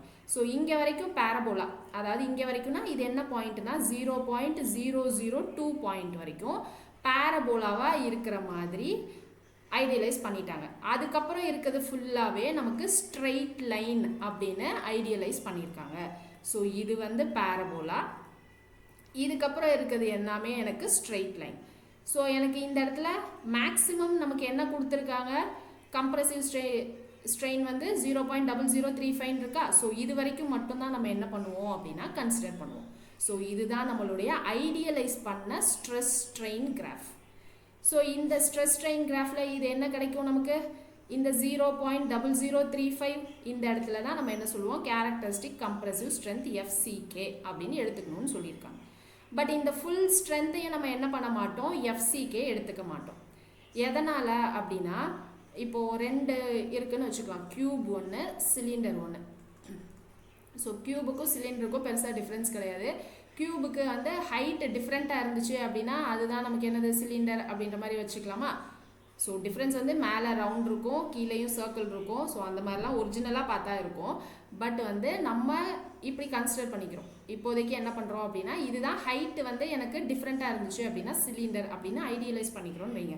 இப்போ எனக்கு 15 சென்டிமீட்டர் கியூப் இருக்குது, 15 சென்டிமீட்டர் சிலிண்டர் இருக்குது. இப்போ இது ரெண்டத்தோட ஸ்ட்ரென்த்தில் எதோட ஸ்ட்ரென்த் நமக்கு ஜாஸ்தியாக இருக்கும், கியூபோட ஸ்ட்ரென்த் ஜாஸ்தியாக இருக்குமா, சிலிண்டரோட ஸ்ட்ரென்த் ஜாஸ்தியாக இருக்குமா? ரெண்டுமே 15-15. கியூப் ஸ்ட்ரென்த் ஜாஸ்தியாக இருக்கும். ஏன் கியூப் ஸ்ட்ரென்த் ஜாஸ்தியாக இருக்கும் சிலிண்டரை விட? ஏதாவது ஐடியா இருக்கா? ஏன்னா இங்கே எனக்கு மாலிக்யூல்ஸ் எல்லாமே காம்பேக்டாக இருக்கும். ஸோ அதனால இதால் நிறைய compressive force, internal resisting force வந்து நிறைய ஜென்ரேட் பண்ண முடியும். ஸ்ட்ரெஸ்ஸுனாலே என்னது, ஸ்ட்ரெஸ்ஸுனாலே ஃபோர்ஸ் பை ஏரியான்றது வேறு. இங்கே ஃபோர்ஸ்ன்றது என்ன அப்படின்னா இன்டர்னல் ரெசிஸ்டிங் ஃபோர்ஸ், அதுதான் ஸ்ட்ரெஸ். இல்லை நமக்கு ப்ரெஷர்னாலும் என்னென்னா ஃபோர்ஸ் பை ஏரியா தான். நம்ம எல்லாருக்கும் தெரியும் ப்ரெஷர்னால என்னது, ஃபோர்ஸ் பை ஏரியா தான். ஃப்ளூயிட் மெக்கானிக்ஸில் படிச்சிருப்பீங்க. ஸ்ட்ரெஸ்ஸுனாலும் ஃபோர்ஸ் பை ஏரியா தான். அப்போ இது ரெண்டுத்துக்கு என்ன டிஃப்ரென்ஸு, எனக்கு ப்ரெஷர்னா இங்கே எக்ஸ்டர்னல் ஃபோர்ஸை மென்ஷன் பண்ணுவாங்க. இங்கே ஸ்ட்ரெஸ்ஸுன்றது என்ன அப்படின்னா இன்டர்னலாக, இப்போ எனக்கு ஒரு இடம் இருக்குது, ஒரு மெம்பர் இருக்குது, இதில் ஒரு லோடு ஆக்ட் ஆகுது. இந்த லோடை ரெசிஸ்ட் பண்ணுறதுக்கு எனக்கு இன்டர்னலாக ஒரு ஸ்ட்ரெஸ்ஸு டெவலப் ஆகுது. ஸோ அந்த internal resisting force divided by ஏரியான்னு போடுறது தான் ஸ்ட்ரெஸ்ஸு. இங்கே என்ன அப்படின்னா எனக்கு மெட்டீரியல்ஸ்லாம் மாலிகுல்ஸ்லாம் ரொம்ப காம்பேக்டாக இருக்கிறதுனால இங்கே இன்டர்னல் ரெசிஸ்டிங் ஃபோர்ஸ் ஜாஸ்தியாக இருக்கும். ஸோ அப்போது இதில் தான் நமக்கு என்ன இருக்கும் அப்படின்னா ஹை ஸ்ட்ரென்த்தாக இருக்கும். ரெண்டும் ஒரே அளவில் இருந்தாலும் எனக்கு ஹை ஸ்ட்ரென்த் வந்து இந்த க்யூப்பில் தான் இருக்கும். ஓகேவா? இப்போ வந்து இன்னொன்று வச்சுக்கலாம். இங்கே இது வந்து 15 சென்டிமீட்டர் க்யூபு, இங்கே சிலிண்டருக்கு எனக்கு 15 சென்டிமீட்டர் டயமீட்டர், 30 சென்டிமீட்டர் ஹைட்டுன்னு வச்சுக்கலாம். இப்போ இங்கே நமக்கு ஸ்ட்ரென்த் எப்படி இருக்கும், இங்கே எதோட ஸ்ட்ரென்த் ஜாஸ்தியாக இருக்கும், இது 15 சென்டிமீட்டர். இங்கே வந்து எனக்கு சிலிண்டரோட டயமீட்டர் 15, ஹைட்டு வந்து 30. ஓகேவா? இப்போ இங்கேயும் எனக்கு கியூபோட ஸ்ட்ரென்த்து தான் ஜாஸ்தி, ஒத்துக்கிறீங்களா? கியூபோட ஸ்ட்ரென்த் தான் ஜாஸ்தியாக இருக்கும். இங்கே ஹைட்டு எனக்கு 30 சென்டிமீட்டர் அப்படின்னு இருக்குது. ஸோ இந்த 30 சென்டிமீட்டர் அப்படின்னு வரப்போ எனக்கு புதுசாக ஒரு டேர்ம் பிளேயில் வரும். என்ன அப்படின்னா slenderness ratio. So slenderness ratio எங்கேயாவது கேள்விப்பட்டிருக்கீங்களா? ஸ்லெண்டர்னஸ் ரேஷியோ காலமில் வரும். ஸ்ட்ரென்த் ஆஃப் மெட்டீரியல்ஸில் அவ்வளோ தூரம் போயிட்டாங்களா என்னன்னு தெரியல. ஸ்லெண்டர்னஸ் ரேஷியோ அப்படின்னா என்னென்னா L/R அப்படின்னு வரும். ஆர்னா √5 மினிமம் A அதெல்லாம் வரும். அதெல்லாம் நீங்கள் நிறைய யோசிச்சுக்க வேணாம். இப்போதைக்கு என்னென்னா இந்த ஸ்லெண்டர்னஸ் ரேஷியோவால் என்ன நடக்கும் அப்படின்னா பக்லிங் நடக்கும். பக்லிங்னா என்னென்னா எனக்கு பீமில் இப்படி கீழே வந்துச்சுன்னா இது சாகிங் அப்படின்னு சொல்கிறோமா, எனக்கு வேர்ட்டிக்கல் மெம்பரில் இப்படி டெஃப்ளெக்ட் ஆச்சு அப்படின்னா அதுதான் பக்லிங் அப்படின்னு சொல்லுவோம். சரியா? இப்போ எனக்கு இந்த மெம்பர் இதான் வெர்டிக்கல், இங்கே என்ன நடக்கும்னா பக்லிங் நடக்கும். ஹைட்டு ஜாஸ்தியாக இருக்குது கம்பேர் டு இந்த பேஸ் டயாவோட. அப்போது பக்லிங் நடக்கும். பக்லிங் நடக்கிறதுனால என்ன நடக்கும்? இப்போ எனக்கு இந்த மெம்பர் இப்படி டெஃப்ளெக்ட் ஆயிடுச்சுன்னா இதனுடைய லோடு கேரிங் கெப்பாசிட்டி கம்மியாகுமா? அப்போது எனக்கு இந்த மெம்பர்லேயே இந்த மாதிரி பக்லிங் நடக்கிறப்போ இதனுடைய லோடு கேரிங் கெப்பாசிட்டி கம்மியாகும். ஓகேவா? ஸோ எவ்வளோ கம்மியாகும் அப்படின்றது எதை பொறுத்து இருக்கும்னா இந்த ஸ்லெண்டர்னஸ் ரேஷியோவை பொறுத்து இருக்கும். ஸோ இந்த ஸ்லெண்டர்னஸ் ரேஷியோ இந்த மாதிரி இருக்கிறதுக்கு இப்போதைக்கு அப்ராக்சிமேட்டாக என்ன வச்சுக்கோங்கன்னா, ஸ்லெண்டர்னஸ் ரேஷியோ டீட்டெயிலாக வேணும்னா L/R அப்படின்னு வரும். R வந்து radius of gyration. So radius of கைரேஷன்ன்றது √I/A. ஸோ இதெல்லாம் ஸ்ட்ரென்த் ஆஃப் மெட்டீரியலில் டீட்டெயிலாக உங்களுக்கு சொல்லுவாங்க. இது வந்து லென்த் ஆஃப் த ஸ்பேன், இது வந்து ரேடியஸ் ஆஃப் கைரேஷன், இது வந்து I moment of inertia, A வந்து area of the section. So இந்த L/R ரேஷியோவை பொறுத்து இருக்கும். இந்த L/R ரேஷியோ அப்ராக்சிமேட்டாக இந்த செக்ஷனுக்கு என்னவா இருக்கும்னா 2ஆக இருக்கும். ஸ்லெண்டர்னஸ் ரேஷியோ வந்து 2ஆக இருக்கும். ஸோ அப்படி இருக்கிறப்போ எனக்கு ஸ்ட்ரென்த் என்னவா வந்துச்சு அப்படின்னா, இது எல்லாமே எக்ஸ்பிரிமெண்டல் டேட்டா. எனக்கு இங்கே வந்து ஸ்ட்ரென்த்து இப்போ சிக்மாவாக இருந்துச்சு அப்படின்னா, இங்கே ஸ்ட்ரென்த் சிக்மா சொல்லக்கூடாது இல்லையா, ஸ்ட்ரெஸ். ஸோ ஸ்ட்ரென்த் வந்து இங்கே FCKவாக இருந்துச்சு அப்படின்னா இங்கே இந்த சிலிண்டரோட ஸ்ட்ரென்த்து 0.8 FCKவாக இருந்திருக்கு எக்ஸ்பிரிமெண்டலாக பண்ணுறப்போ. அப்போ ஸ்லெண்டர்னஸ் ரேஷியோ எனக்கு 2ஆக இருக்கிறப்போ ஸ்ட்ரென்த் எனக்கு என்னது 20% குறைஞ்சிருக்கா? இங்கே 1 FCK, இது 0.8 FCK, 20% குறைஞ்சிருக்கு. இப்போ இதே போல் அடுத்து ஸ்லெண்டர்னஸ் ரேஷியோ 3 வச்சு இன்னொரு எக்ஸ்பெரிமெண்ட் பண்ணியிருக்காங்க, ரெண்டும் ஒரே சைஸில் மாற்றி. ஓகேவா? அப்படி பண்ணுறப்போ எனக்கு ஸ்ட்ரென்த் கியூபோட ஸ்ட்ரென்த் FCKன்னு இருந்தால் ஸ்லெண்டர்னஸ் ரேஷியோ 3ன்னு இருந்துச்சுன்னா எனக்கு ஸ்ட்ரென்த் என்னவா இருந்திருக்குன்னா 0.72 0.75 FCKவாக இருந்திருக்கு. ஓகேவா? எனக்கு சிலிண்டரை வந்து ஸ்லெண்டர்னஸ் ரேஷியோ இன்க்ரீஸ் ஆகிற மாதிரி அவங்களா டிசைன் பண்ணி பண்ணுறாங்க எக்ஸ்பிரிமெண்டலாக. பண்ணுறப்போ எனக்கு ஸ்லெண்டர்னஸ் ரேஷியோ 3 இருக்கிறப்போ ஸ்ட்ரென்த் வந்து 0.72 0.75 FCKவாக வந்திருக்கு. அடுத்து எனக்கு ஸ்லெண்டர்னஸ் ரேஷியோ 4ன்னு வச்சு பண்ணுறப்போ எனக்கு ஸ்ட்ரென்த் என்னவாயிடுச்சு அப்படின்னா 0.67 FCKவாக வந்திருக்கு. கியூபோட ஸ்ட்ரென்த் FCK, அதனோட 0.67 மல்டிப்ளை பண்ணுற மாதிரி வந்திருக்கு. இதுக்கப்புறம் நீங்கள் ஸ்லெண்டர்னஸ் ரேஷியோ 5 6 நீங்கள் என்ன வச்சு நீங்கள் எக்ஸ்பெரிமெண்ட் பண்ணாலும் இதே 0.67 FCK தான் ஸ்ட்ரென்த்தாக வந்திருக்கு. ஓகேவா? ஸோ அதனால் என்ன பண்ணிட்டாங்க அப்படின்னா நம்ம IS 456 இங்கே ஸ்ட்ரென்த் ஆஃப் த காங்க்ரீட் டோட்டலாக FCK அப்படின்னு எடுத்துக்காம அதை என்ன பண்ணிட்டாங்கன்னா FCK அப்படின்னு எடுத்துக்காம FCKலேருந்து கம்மி பண்ணி ஐடியலைஸ் பண்ணி எடுத்துக்கிட்டாங்க. அதாவது எவ்வளோன்னு எடுத்துக்கிட்டாங்க? 0.67 FCK அப்படின்னு எடுத்துக்கிட்டாங்க. ஸோ இதோட நிறுத்தலை, 0.67 FCKவோட நிறுத்தலை. இதுக்கப்புறம் எனக்கு பார்ஷியல் சேஃப்டி ஃபேக்டர் இருக்குல்ல, ஸோ அதையும் சேர்த்து போடுறாங்க. ஸோ பார்ஷியல் சேஃப்டி ஃபேக்டர் அப்படின்னா என்ன வந்துடும்? காங்க்ரீட்டுக்கு 1.5ஆ? So partial safety factor Γm divided by Γm போடுறாங்க. ஸோ அப்போ இந்த கிராஃபுக்கு என்னன்னா 0.67 FCK பை Γm, காங்க்ரீட்டோடைய பார்ஷியல் சேஃப்டி ஃபேக்டர் 1.5. ஸோ இது போட்டிங்கன்னா என்ன வரும் அப்படின்னா 0.45 FCKன்னு வரும். ஸோ அப்போது இங்கே என்ன சொல்லியிருக்காங்க? 0.45 FCK தான் எனக்கு காங்க்ரீட்டோட மேக்ஸிமம் ஸ்ட்ரென்த்து அப்படின்னு எடுத்துக்கிறாங்க.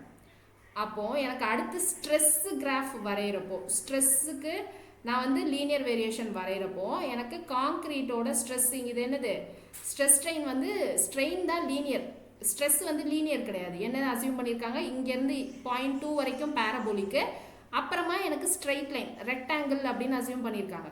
ஸோ அப்போது இங்கே ஸ்ட்ரெயின் எப்படி இருக்கும்? ஸ்ட்ரெயின் வேரியேஷன் அப்படின்னா இங்கேருந்து 0.2 வரைக்கும் எனக்கு என்னது இந்த மாதிரி பேரபோலா. ஸோ அதுக்கப்புறம் எனக்கு என்னது ஸ்ட்ரைட்டாக வரணுமா? ஸோ அப்போது இப்படி தான் அசியூம் பண்ணுறாங்க. ஸோ இது வந்து 0 ஸ்ட்ரெயின். அப்போது இந்த லைன் என்னது? எனக்கு 0.002 இருக்கிற ஸ்ட்ரெயின். இந்த கிராஃப் இங்கே வரைக்கும் எனக்கு இருக்கிற ஸ்ட்ரெயிட் லைன், இங்கே லீனியர் என்னது 0.0035. இதெல்லாம் வந்து எனக்கு ஸ்ட்ரெயினோட வேல்யூ. ஓகேவா? எனக்கு ஸ்ட்ரெஸ் டிஸ்ட்ரிபியூஷன் இப்படி தான் இருக்குது. அதாவது இங்கே வரைக்கும் ரெக்டாங்கிள், அதாவது இப்போ 0.002லேருந்து 0035 வரைக்கும் ரெக்டாங்கிள். எனக்கு 0லேருந்து இதான ஆர்ஜினு, இந்த 0லேருந்து 002 வரைக்கும் பேரபோலா. ஸோ அதுதான் இந்த பேரபோலா. இப்போ எனக்கு என்ன தெரிஞ்சிச்சு? மேக்ஸிமம் ஸ்ட்ரெஸ் இன் காங்க்ரீட் தான் தெரிஞ்சிருக்கு. ஸோ அப்போ இந்த மேக்ஸிமம் ஸ்ட்ரெஸ் இன் காங்க்ரீட் இந்த வேல்யூ தான் என்னன்னா 0.45 FCK. ஓகேவா? இப்போ நம்ம கண்டுபிடிச்ச எல்லாத்தையும் மொத்தமாக வரையலாமா? ஸோ மொத்தமாக கன்ஃபியூஸ் ஆகாமல் ஃபஸ்ட்டு வரைஞ்சி வச்சுக்கலாமா? ஸோ இதுதான் நமக்கு பீம். இப்போதைக்கு 3 இதுன்னு வச்சுக்கிறேன். இந்த பக்கம் ஸ்ட்ரெயின் டிஸ்ட்ரிபியூஷன் அப்படின்னு வரைஞ்சிக்கிறேன். ஸ்ட்ரெயின் டிஸ்ட்ரிபியூஷன் நமக்கு ஒன்றும் பிரச்சனை கிடையாது. Strain distribution linear. ஸோ இதுதான் நம்மளுடைய ஸ்ட்ரெயின் டிஸ்ட்ரிபியூஷன். ஸோ காங்க்ரீட்டோட மேக்ஸிமம் ஸ்ட்ரெயின் என்னது 0035 இங்கே வரைக்கும் வந்துருச்சு. ஸோ இப்போ அடுத்து ஸ்ட்ரெஸ் டிஸ்ட்ரிபியூஷன் வரைகிறோம் அப்படின்னா என்ன வரும்? ஸ்ட்ரெஸ் டிஸ்ட்ரிபியூஷன் எனக்கு இங்கே நியூட்ரல் ஆக்சிஸ் ஃபஸ்ட்டு எல்லாத்துக்கும் காமனாக வரைஞ்சிடணும். ஏன்னா நியூட்ரல் ஆக்சிஸில் தான் நமக்கு என்னது ஸ்ட்ரெஸ்ஸும் 0 ஸ்ட்ரெயினும் 0. ஸோ இந்த இடத்துல 0வாக இருக்கும், இங்கே பேரபோலாவாக இருக்கும். ஸோ இதுக்கு மேலே எனக்கு ரெக்டாங்குலராக இருக்கும். ஸோ அப்போ இந்த பாயிண்ட் தான் என்ன அப்படின்னா, அதாவது இந்த பாயிண்ட்டு இங்கே இருக்கிற பாயிண்ட்டு இதுதான் என்னென்னா 0.002. ஸோ இந்த 0.00 ஸ்ட்ரெயின் வேல்யூக்கு இங்கே இருக்கிற ஸ்ட்ரெஸ் வேல்யூ என்னது 0.45 FCK. ஸோ இங்கேயும் ஸ்ட்ரெஸ் வேல்யூ என்னென்னா 0.45 FCK. ஓகேவா? ஸோ இதுதான் என்ன பண்ணியிருக்காங்க அப்படின்னா நார்மலைஸ் பண்ணியிருப்பாங்க. ஸோ இங்கே பாருங்கள், எனக்கு இதுதான் ஐடியலைஸ் பண்ண கர்வ். ஸோ இங்கே stress strain curve for concrete இருக்கா? ஸோ இதை என்ன பண்ணுறாங்க, இங்கே பாருங்கள், இங்கே 0லேருந்து ஸ்ட்ரெயின் 0.002 வரைக்கும் எனக்கு பேரபோலிக்காக இருக்குது. ஸோ அதுக்கப்புறம் எனக்கு ரெக்டாங்குலராக இருக்குது. இப்போ கொஷின் எப்படி இருக்கலாம்? Stress strain curve for concrete எப்படி இருக்கும்? ரெக்டாங்குலர் பேரபோலிக்கா, இல்லை ஸ்ட்ரெயிட் லைனா, இல்லை பேரபோலிக்கா அப்படின்ற மாதிரி கொஷின் இருக்கும் ஆப்ஷனில். So stress strain curve for concrete is rectangular parabolic அப்படின்னு சூஸ் பண்ணணும். சரியா? ஸோ இப்போ இங்கே பாருங்கள், இனிஷியலாக FCKன்னு இருந்துச்சு, அப்புறமா ஸ்லெண்டர்னஸ் ரேஷியோ வச்சு 0.67 FCKன்னு கொண்டு வந்தோம். அப்புறம் பார்ஷியல் சேஃப்டி ஃபேக்டர் காமா எம்ன்னு இருக்குது. இதை நீங்கள் 1.5ன்னு அப்ளை பண்ணுறப்ப என்ன வந்துடும்? 0.45 FCK அப்படின்னு கிடச்சிடும். ஓகேவா? ஸோ இதுதான் வந்து எனக்கு ஸ்ட்ரெஸ் ஸ்ட்ரெயின் கர்வ் ஃபார் காங்க்ரீட்லேருந்து வந்தது. இப்போ அடுத்து என்ன தெரிஞ்சுக்கணும் அப்படின்னா, tensile strength of concrete is ignored அப்படின்னு இருக்கு. So tensile strength of concrete is இக்னோர்னா எனக்கு இதுதான் வந்து டென்ஷன் ஜோன் அப்படின்னு சொன்னோமா. இந்த டென்ஷன் ஜோனில் எனக்கு காங்க்ரீட்டோடைய ஸ்ட்ரென்த்தை ஃபுல்லாத்தையும் இக்னோர் பண்ணிடுறாங்க. அதுதான் வந்து சொல்லியிருக்காங்க. ஸோ அடுத்தது இங்கே பார்ஷியல் சேஃப்டி ஃபேக்டர் ஸ்டீலுக்கு எவ்வளோ? 1.15. இப்போ நம்ம இது வரைக்கும் காங்க்ரீட் பற்றி ஃபுல்லாக பார்த்துட்டோமா. ஸோ கீழே என்ன வேல்யூ வரணும்னு தெரியணும்ல. இங்கே 0.45 FCKன்னு போட்டுட்டேன். கீழே எனக்கு இங்கே எதுவுமே போடக்கூடாது டயக்ராம். ஏன் அப்படின்னா டென்சைல் ஸ்ட்ரென்த் இங்கே என்ன சொன்னோம், இங்கே tensile strength of concrete is இக்னோர்டா. அப்போ இங்கே எந்த ஃபிகருமே வராது. எனக்கு ஸ்டீலோட ஸ்ட்ரெஸ் மட்டும் தான் இங்கே நான் போடணும். ஓகே? ஸோ அந்த ஸ்டீலோட ஸ்ட்ரெஸ் மட்டும் தான் இங்கே என்ன போடணும் அப்படின்னா, நமக்கு என்ன வேல்யூ வந்துச்சு? இந்த ஸ்டீலோட டோட்டல் டென்சைல் ஃபோர்ஸ் இது. ஸோ டோட்டல் கம்ப்ரெசிவ் ஃபோர்ஸ் வந்து இங்கே 0.45 FCK ஃபுல்லாக எடுத்துக்க முடியாது, ஏன்னா இங்கே எனக்கு பேரபோலிக்காவும் இருக்குது. ஸோ டோட்டல் கம்ப்ரெசிவ் ஃபோர்ஸ் என்ன அப்படின்றதும் கண்டுபிடிக்கணும். எனக்கு இந்த ஸ்ட்ரெயின் இங்கே என்ன வந்துச்சு? அந்த வேல்யூ தான் என்ன கொடுத்துருந்தாங்க? 0.002 ப்ளஸ், ஸோ இங்கே வேல்யூ கொடுத்துருந்தாங்கல்ல நாட் லெஸ் தென் அப்படின்னு சொல்லிட்டு. ஸோ இந்த வேல்யூவை தான் சொல்லிட்டு இருக்கேன். So 0.002 plus FY by 1.15 ES அப்படின்னு இருக்கு.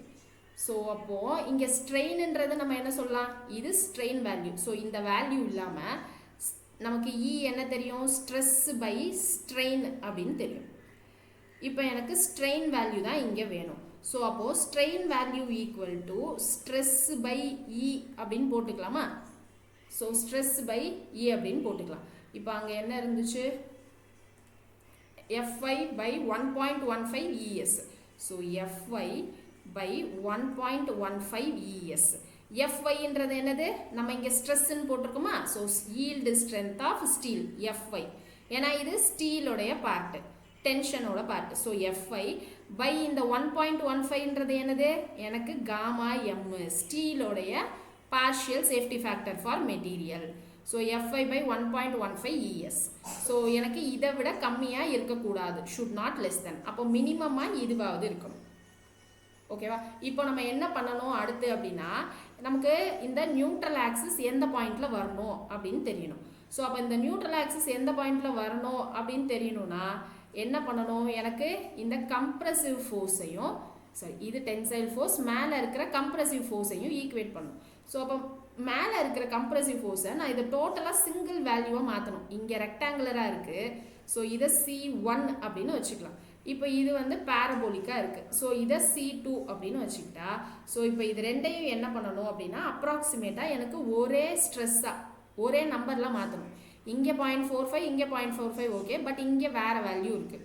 இங்கே 0லேருந்து கிராஜுவலாக எனக்கு இன்க்ரீஸ் ஆகிட்டுருக்கு. ஸோ அப்போ அதை ஃபுல்லாக என்ன பண்ணணும், நம்ம ரவுண்ட் ஆஃப் பண்ணணும்ல. ஸோ அதை எப்படி ரவுண்ட் ஆஃப் பண்ணலாம்? ஃபஸ்ட்டு எனக்கு இந்த C1க்கும் C2க்கும் சேர்த்து மொத்தமாக கம்ப்ரசிவ் ஃபோர்ஸ் C எவ்வளோ அப்படின்றது தான் என்ன பண்ணணும், கண்டுபிடிக்கணும். ஸோ மொத்தமாக கம்ப்ரசிவ் ஃபோர்ஸ் C எப்படி கண்டுபிடிக்கலாம்? C = C1 + C2 அப்படின்னு போட்டு கண்டுபிடிக்கலாமா? C1ன்றது என்னது? ஆவரேஜ் ஸ்ட்ரெஸ் அட் பார்ட் 1 அப்படின்னு வச்சுக்கலாம். Average stress at part 1. So 1ன்றது இந்த பார்ட்டு. ஓகே, ஸோ இது வந்து செகண்ட் பார்ட்டு.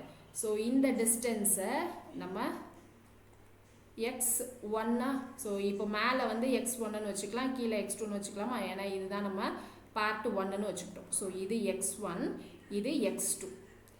இப்போ எனக்கு ஆவரேஜ் ஸ்ட்ரெஸ் அட் பார்ட் 1னா இதுதான் நம்மளுடைய பார்ட் 1. ஸோ இங்கே ஆவரேஜ் ஸ்ட்ரெஸ் என்ன வரும்? மேலே 0.45 FCK, இங்கே 0.45 FCK. ஸோ அப்போ இங்கே என்ன வரும் சொல்லுங்க? ஆவரேஜ் ஸ்ட்ரெஸ்ஸு வந்து ஃபோர்ஸ் இன்ட்டு ஏரியாவா? இது ஓகே தானே? ஸ்ட்ரெஸ் வந்து ஃபோர்ஸ் இன்ட்டு ஏரியா. ஸோ இப்போது ஃபோர்ஸு தான் நமக்கு என்ன தெரியும்? 0.45 FCK அப்படின்னு தெரியும்.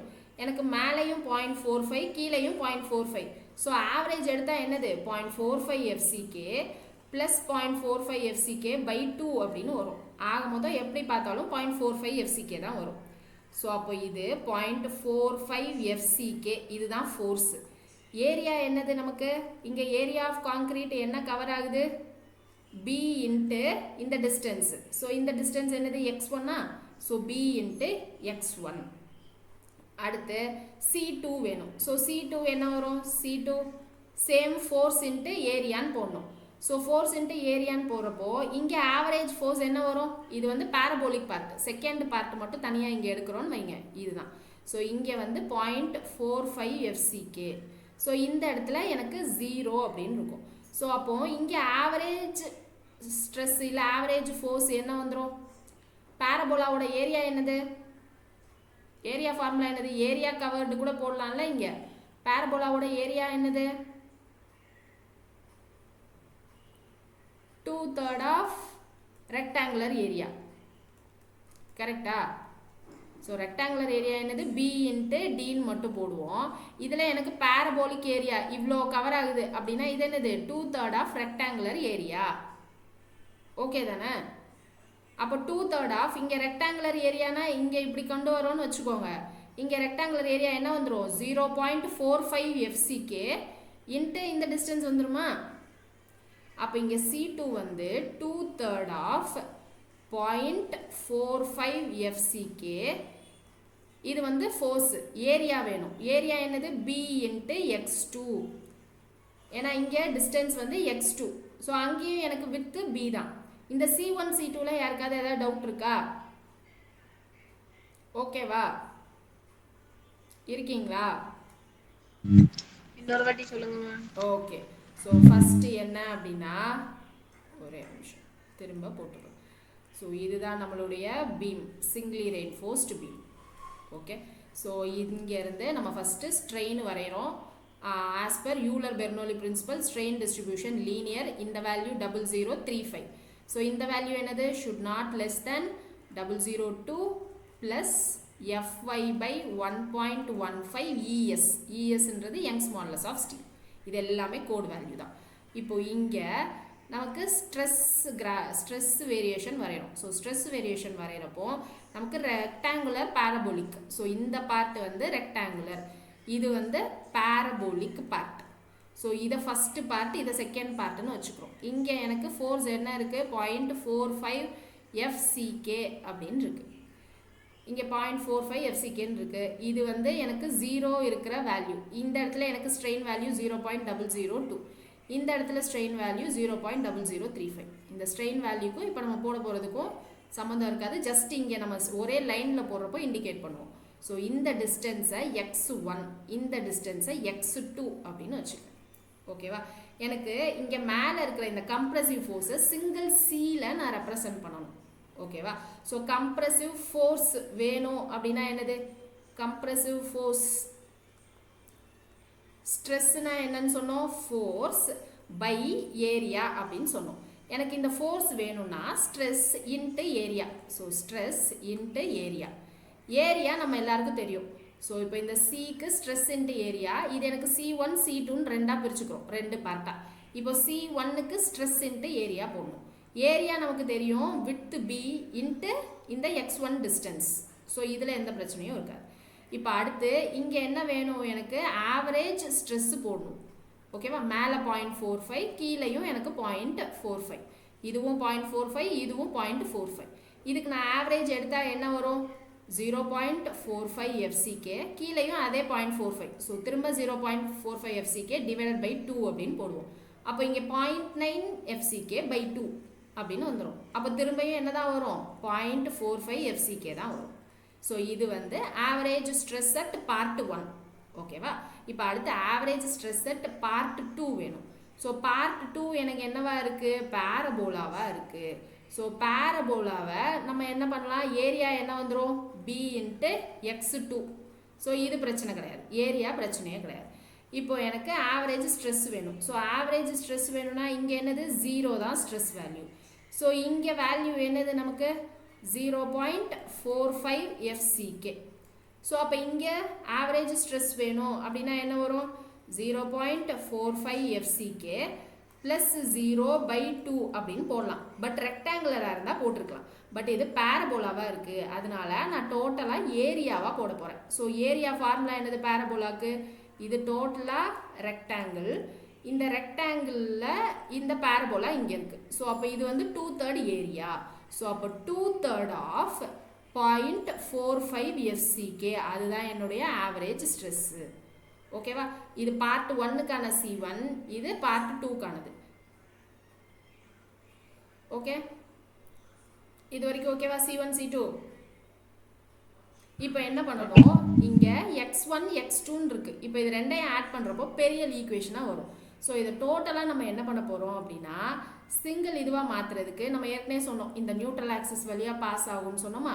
ஸோ இந்த நியூட்ரல் ஆக்சிஸ் வழியாக பாஸ் ஆகும். இந்த 0.002 பாயிண்டில் தான் எனக்கு இங்கேருந்து இங்கே பேரபோலிக்காக வருது அப்படின்னு சொன்னோம். இப்போது இதை வந்து மேலே இருக்கிறது ஒரு சிமிலர் ட்ரையாங்கிளாக அசியூம் பண்ணிக்கலாமா?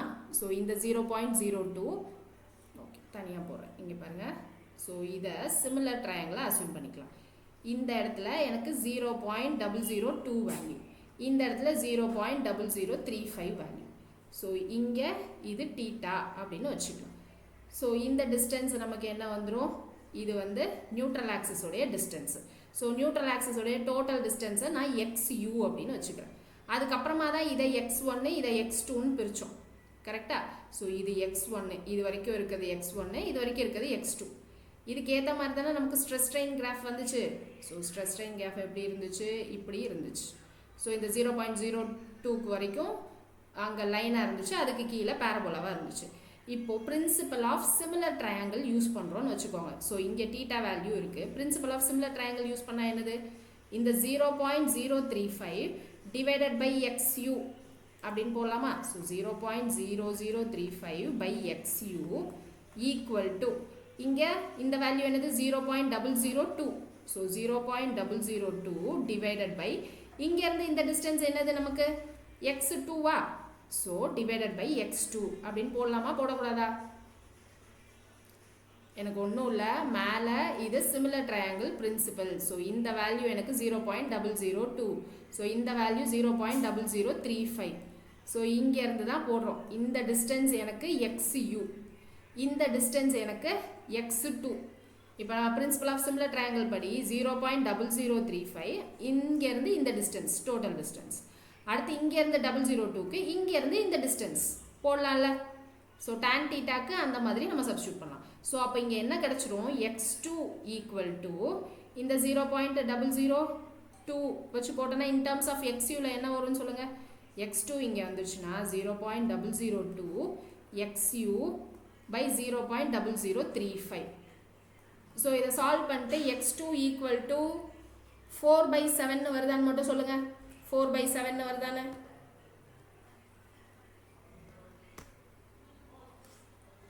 ஃபோர் பை செவன் வருதா 3/7 வருதா? 0.57 வருமா? 0.57 வருகிறதா? கையில கேல்சி இருக்கா? ஓகே. ஸோ 0.57 சம்திங் அப்படின்னு ஒரு 0.57 XU அப்படின்னு வச்சுக்கலாம். ஸோ இந்த 0.57 நம்ம என்னன்னு எழுதலாம்னா 4/7 ஆஃப் XU அப்படின்னு எழுதிக்கலாம். ஸோ அப்போ இந்த டிஸ்டன்ஸ் வந்து 4/7 ஆஃப் XUனா அப்போ இந்த டிஸ்டன்ஸ் என்னது 3/7 ஆஃப் XUவா? ஓகே தானே? ஸோ இது 4/7னா இது 3/7 அப்படின்னு வந்துடும். இப்போ எனக்கு C equal to C1 plus C2. C1ல என்னது 0.45 FCK B இன்ட்டு X1 இருக்கிறத மேம் 4/7 எதுக்கு மேம் எடுத்தோம்? எது 4/7 எப்படி இருந்துச்சுன்னு கேட்குறீங்களா? 4/7 போட்டாலும் 0.57 தான் வரும். புரியுதா? ஸோ அதனால நம்ம கன்வீனியன்ட்டுக்காக நம்ம அதை ஃப்ராக்ஷனில் எழுதிக்கிறோம், வேற எதுவும் பண்ணல. ஓகேவாப்பா? ஓகே. ஸோ அப்போ B இன்ட்டு X1 நான் எப்படி எழுதிக்கிறேன்?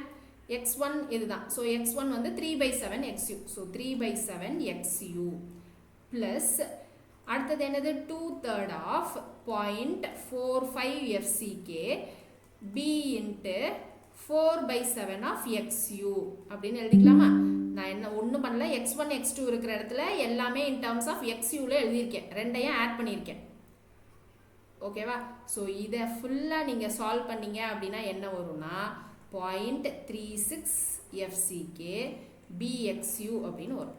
ஸோ இங்கேருந்து FCK BXU எல்லாத்தையும் காமனாக எடுத்துருங்க. FCK BXU காமனாக எடுத்துட்டு உள்ளே இருக்க நம்பர் மட்டும் பாருங்கள். உள்ள நம்பர் என்ன இருக்குது? 0.45 இன்ட்டு 3/7 ப்ளஸ் இங்கே ஒரு 2/3 இருக்கா? ஸோ அப்போ 2/3 0.45 இன்ட்டு 4/7 போட்டு சொல்லுங்கள் 0.36 வருதான்ட்டு. 0.36 வருதான்னு மட்டும் சொல்லுங்கள். இந்த நியூமரிக்கல் மட்டும் சால்வ் பண்ணிவிட்டு வந்துச்சா? 0.36 வந்துச்சுன்னா தம்ஸ் அப் மட்டும் போடுங்க.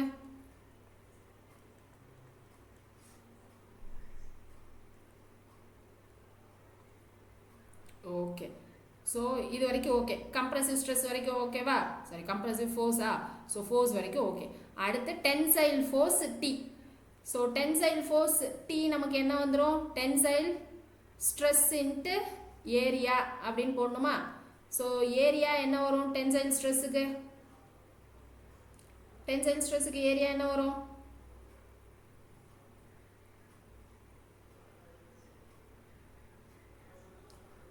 AST, ஏரியா ஆஃப் ஸ்டீல், அவ்வளோதான். ஸோ AST அப்படின்னு மட்டும் போட்டுடலாம். இப்போ ஸ்டீலில் இருக்கக்கூடிய ஸ்ட்ரெஸ் என்னது? ஈல்டு ஸ்ட்ரெஸ் FY பை அந்த காமா எம்னு போடுவோமா? காமா எம் வேல்யூ என்னது? 1.15 அப்படின்னு வரும். ஸோ இந்த 1/1.15 அப்படின்னு போட்டிங்கன்னா நமக்கு 0.869 அப்படின்னு போகும்.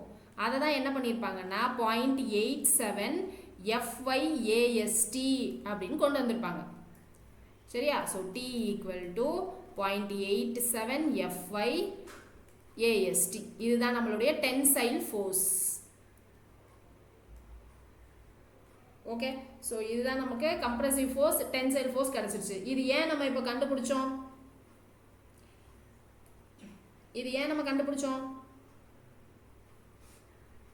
எனக்கு நியூட்ரல் ஆக்சிஸ் எப்படி நம்ம கண்டுபிடிப்போம்? நியூட்ரல் ஆக்சிஸில் எனக்கு ஸ்ட்ரெஸ்ஸு ஸ்ட்ரெயின் ரெண்டுமே ஜீரோன்னு சொன்னேன்னா, ஸோ அது இல்லாமல் என்ன கண்டிஷன்னா compressive force will be equal to tensile force அப்படின்னு போடலாம்.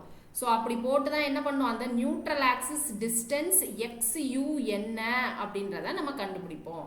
சரியா? அப்போ எல்லா வாட்டியும் நம்ம என்ன பண்ணோம்? இந்த மேலே இருக்கிறதெல்லாம் சும்மா ஜஸ்ட் தெரிஞ்சுக்கிறதுக்காக மட்டும்தான். நமக்கு ஸ்ட்ரைட்டாக இது தெரிஞ்சாலே போதும். 0.36 FCK இது வந்து ஸ்ட்ரெஸ், BXU வந்து ஏரியா, இங்கே 0.87 FY ஸ்ட்ரெஸ், AST வந்து ஏரியா அப்படின்னு தெரிந்தாலே போதும். ஓகேவா? இப்போ அடுத்து என்ன தெரியணும்? நான் மொமெண்ட் கண்டுபிடிக்கணும். எல்லா இடத்துலையும் எனக்கு மொமெண்ட் தான் வேணும். மொமெண்ட் வேணும்னா என்ன பண்ணணும், force into lever arm distance அப்படின்னு போடுவோமா, இல்லை vertical load into perpendicular distance அப்படின்னு எழுதுவோம். அதனால் load into perpendicular distance. So load into perpendicular distance இதுதான் பேசிக்காக படிச்சிருப்போம். ஸோ இங்கே லோடு தான் நான் ஃபோர்ஸ்ன்னு சொல்கிறேன், பெர்பெண்டிகுலர் டிஸ்டன்ஸ் தான் இங்கே லீவர் ஆர்ம் அப்படின்னு சொல்கிறோம். ஸோ இந்த லீவர் ஆர்ம் என்ன அப்படின்றத கண்டுபிடிக்கணும். ஸோ அது எப்படி கண்டுபிடிக்கணும் அப்படின்னா, சேம் இப்போ போட்டதே தான் கொஞ்சம் எக்ஸ்டெண்ட் பண்ணி போடணும். ஸோ என்ன போடணும், இது டென்சைல் ஃபோர்ஸ் T. ஸோ இது எல்லாத்தையும் காமனாக C1 C2 அப்படின்னு கொண்டு வந்தோம்ல. ஸோ இது வந்து C1, இது வந்து C2 அப்படின்னு வச்சோம். ஸோ இந்த C1 C2 ரெண்டையும் கம்பைன் பண்ணி தான் நம்ம என்ன கண்டுபிடிச்சிட்டோம், C அப்படின்னு கண்டுபிடிச்சிட்டோம். நான் ஏன் இங்கே உள்ளே பார்த்து போடுறேன், கம்ப்ரசிவ்ன்றதுனால, இங்கே டென்சைல்ன்றதுனால நம்ம இப்படி பார்த்து போட்டிருக்கோம். ஓகேவா? அப்போ இங்கே C வேல்யூ என்னது, 0.36 FCK BXU. T உடைய வேல்யூ என்னது, 0.87 FIAST. இப்போ இங்கே லீவர் ஆர்ம் டிஸ்டன்ஸ்ன்றது என்னது, எனக்கு Cக்கும் Tக்கும் இருக்கிற டிஸ்டன்ஸ் தானே லீவர் ஆர்ம் வரும். ஸோ லீவர் ஆர்ம் டிஸ்டன்ஸ் என்ன வரும், இங்கே இருந்து இங்கே தான் எனக்கு கம்ப்ரசிவ் ஃபோர்ஸ் வந்து கான்சென்ட்ரேட் ஆகுது. இந்த இடத்துல எனக்கு டென்சைல் ஃபோர்ஸ் வந்து கான்சென்ட்ரேட் ஆகுது. மொமெண்ட் எப்படி கிரியேட் ஆகும், இந்த பெர்பெண்டிகுலர் டிஸ்டன்ஸ்னால தான் மொமெண்ட் கிரியேட் ஆக போகுது. இதுதான் நம்ம என்ன சொல்லுவோம், பெர்பெண்டிகுலர் டிஸ்டன்ஸ் இல்லை லீவர் ஆர்ம் டிஸ்டன்ஸ் அப்படின்னு சொல்லுவோம். ஸோ இந்த டிஸ்டன்ஸில் தான் எனக்கு என்ன பண்ண போகுது, அந்த ரெசிஸ்டன்ஸ் டெவலப் ஆகி மொமெண்ட் ஆஃப் ரெசிஸ்டன்ஸ் அப்படின்னு சொல்லுவோம். ஸோ அந்த மொமெண்ட் ஆஃப் ரெசிஸ்டன்ஸ் டெவலப் ஆகி வரக்கூடிய லோடில் இருக்கிற கிரியேட் ஆகிற மொமெண்ட்டை ரெசிஸ்ட் பண்ண போகுது. ஸோ அப்போ இந்த லீவர் ஆர்ம் டிஸ்டன்ஸ் என்னன்னு கண்டுபிடிக்கணும். அப்போது எனக்கு இங்கேருந்து இந்த டிஸ்டன்ஸ் என்னன்னு தெரிஞ்சால் லீவர் ஆர்ம் என்னன்னு கண்டுபிடிச்சிடலாமா. ஏன்னா இங்கேருந்து இங்கே வரைக்கும் இருக்கிற டிஸ்டன்ஸ் வந்து D. இதாவது இந்த ஸ்மால் டின்றது எப்பயுமே வந்து எஃபெக்டிவ் டெப்த்து. ஓகேவா? இந்த ஆரோ எங்கே போட்டிருக்கோம், அப்போது இங்கே எனக்கு ஸ்டீல் இருக்குது அப்படின்னா அதனுடைய சென்டரில் தான் இந்த ஆரோ போட்டிருக்கோம். இது வந்து எஃபெக்டிவ் டெப்த்து. எனக்கு இந்த டிஸ்டன்ஸ் என்னன்னு தெரிஞ்சால் அதை நான் மைனஸ் பண்ணிட்டா அதுதானே நம்மளுடைய lever arm. So lever arm equal to D minus எனக்கு இந்த டிஸ்டன்ஸ் என்ன அப்படின்றது தெரியணும். ஸோ அந்த டிஸ்டன்ஸ் என்னன்னு எப்படி கண்டுபிடிக்கலாம், ஸோ அப்போ ஃபஸ்ட்டு மேலே இருக்கிற பார்ட்டை மட்டும் தனியாக ஜூம் பண்ணி வரைகிறோன்னு வைங்க. ஸோ இதெல்லாம் சும்மா ஜஸ்ட்டு தெரிஞ்சுக்கிறதுக்கு மட்டும்தான், நமக்கு ஃபைனல் வேல்யூ மட்டும் தெரிஞ்சால் போதும். ஸோ இது வந்து C1, இது வந்து C2, இது நம்ம என்ன சொன்னோம் X1, இது X2. ஸோ X1 வேல்யூ என்னது 3/7 ஆஃப் XUவா. ஸோ இது 3/7, இது வந்து 4/7 ஆஃப் XU. இப்போ இந்த டிஸ்டன்ஸ் என்னது Y1 அப்படின்னு வச்சுக்கலாமா. ஸோ இந்த டிஸ்டன்ஸ் வந்து Y1. இப்போ அடுத்து இங்கே எனக்கு மேலே இருந்து இந்த டிஸ்டன்ஸ் C2 ஆக்ட் ஆகுதுல்ல. ஸோ இந்த டிஸ்டன்ஸ் வரைக்கும் Y2 அப்படின்னு வச்சுக்கலாம். இப்போ நடுவில் வேற ஒரு C இருந்துச்சு இல்லையா. ஸோ அப்போ இங்கே ஒரு C டோட்டலாக எனக்கு ஆக்ட் ஆகிற கம்ப்ரசிவ் ஃபோர்ஸ். அப்போ இந்த டிஸ்டன்ஸ் தான் நம்ம என்ன சொல்லிக்கலாம், இங்கே Y பார் அப்படின்னு வச்சுக்கலாம். ஸோ அப்போ இந்த டிஸ்டன்ஸ் வந்து இங்கே டோட்டலாக இருக்கிற கம்ப்ரசிவ் ஃபோர்ஸ். ஸோ இந்த டிஸ்டன்ஸ் நமக்கு Y பார், அதாவது இங்கேருந்து இங்கே டோட்டல் கம்ப்ரசிவ் ஃபோர்ஸ்க்கு இந்த Y பார். இந்த Y பார் தான் இப்போ நமக்கு தெரியணும். ஸோ இந்த Y பார் தெரியணும்னா என்ன பண்ணலாம், இந்த Y பார் எங்கே ஆக்ட் ஆகுதுன்னு தெரியணும். இந்த பாயிண்டில் Y பார் எங்கே, இப்போ எனக்கு இந்த C1 Y1க்கும் C2 Y2க்கும் எனக்கு அந்த வெயிட் எங்கே கான்சென்ட்ரேட் ஆகுதோ அங்கே தான் சொல்லலாமா, இல்லைனா அந்த லீவர் ஆர்ம் எங்கேயோ அந்த நடுவில் பார்ட் அப்படின்னு சொல்லலாம். கரெக்டாக? ஸோ அப்போது இங்கே மெக்கானிக்ஸ் தான் அப்ளை பண்ண போகிறோம். மெக்கானிக்ஸில் படிச்சிருப்பீங்கல்ல. ஸோ என்னது சென்ட்ராய்டு ஆக்சிஸ் கண்டுபிடிக்கிறதுக்கு, ஸோ அந்த மெத்தட் தான் இங்கே அப்ளை பண்ண போகிறோம். இங்கே ஆனால் நம்ம சென்ட்ராய்டில் ஆக்சிஸ்க்கு அங்கே ஏரியான்னு போடுவோம். இங்கே நம்ம ஏரியா வச்சு போட போகிறதில்ல, C1 C2 அப்படின்னு இருக்கிற ஃபோர்ஸ் வச்சு நம்ம என்ன பண்ண போகிறோம் அப்படின்னா அந்த டிஸ்டன்ஸை கண்டுபிடிக்க போகிறோம். ஸோ அப்போ இங்கே Y பார் வேணும்னா C1 Y1 plus C2 Y2 by எனக்கு இந்த டிஸ்டன்ஸ் தான் ஆவரேஜ் வேணும். ஸோ அப்போது C1 ப்ளஸ் C2 அப்படின்னு வந்துடும். இப்போ நமக்கு C1 C2 தெரியும், Y1 Y2 நமக்கு தெரியுமா தெரியாதா? Y1 Y2 நமக்கு தெரியும், பட் ஆனால் தெரியாது. Y1 Y2 நம்ம தனியாக படிச்சிருப்போம், பட் இங்கே நமக்கு டக்குன்னு ஞாபகம் வருமா தெரியாது. Y1 எங்கே வரும், இப்போ இந்த ரெக்டாங்கிள் இருக்குது, ரெக்டாங்கிளில் எனக்கு இந்த ஃபோர்ஸ் எங்கே ஆக்ட் ஆகும், என்ன வரும், சென்ட்ராய்டல் ஆக்சிஸ். சொல்லுங்க. சென்ட்ராய்டல் ஆக்சிஸ் இது டோட்டலாக x1 அப்படின்னா இது x1/2 இது x1/2ன்னு தானே வரும். ஸ்ட்ரென்த் ஆஃப் மெட்டீரியல்ஸில் சென்ட்ராய்டல் ஆக்சிஸ் மெக்கானிக்ஸில் கூட படிப்போம்ல, சென்ட்ராய்டல் ஆக்சிஸ் மொமெண்ட் ஆஃப் இனர்ஷியாலாம். ஸோ இங்கே சென்ட்ராய்டல் ஆக்சிஸ் எனக்கு ரெக்டாங்கிள் பொறுத்த வரைக்கும் என்னது b/2 d/2ன்னு படிச்சிருப்பீங்கல்ல. ஸோ அதே தான் இந்த டிஸ்டன்ஸ் x1 அப்படின்னா இது x1/2 இது x1/2. இப்போ பேரபோலாக்கு எப்படி கண்டுபிடிக்கலாம்?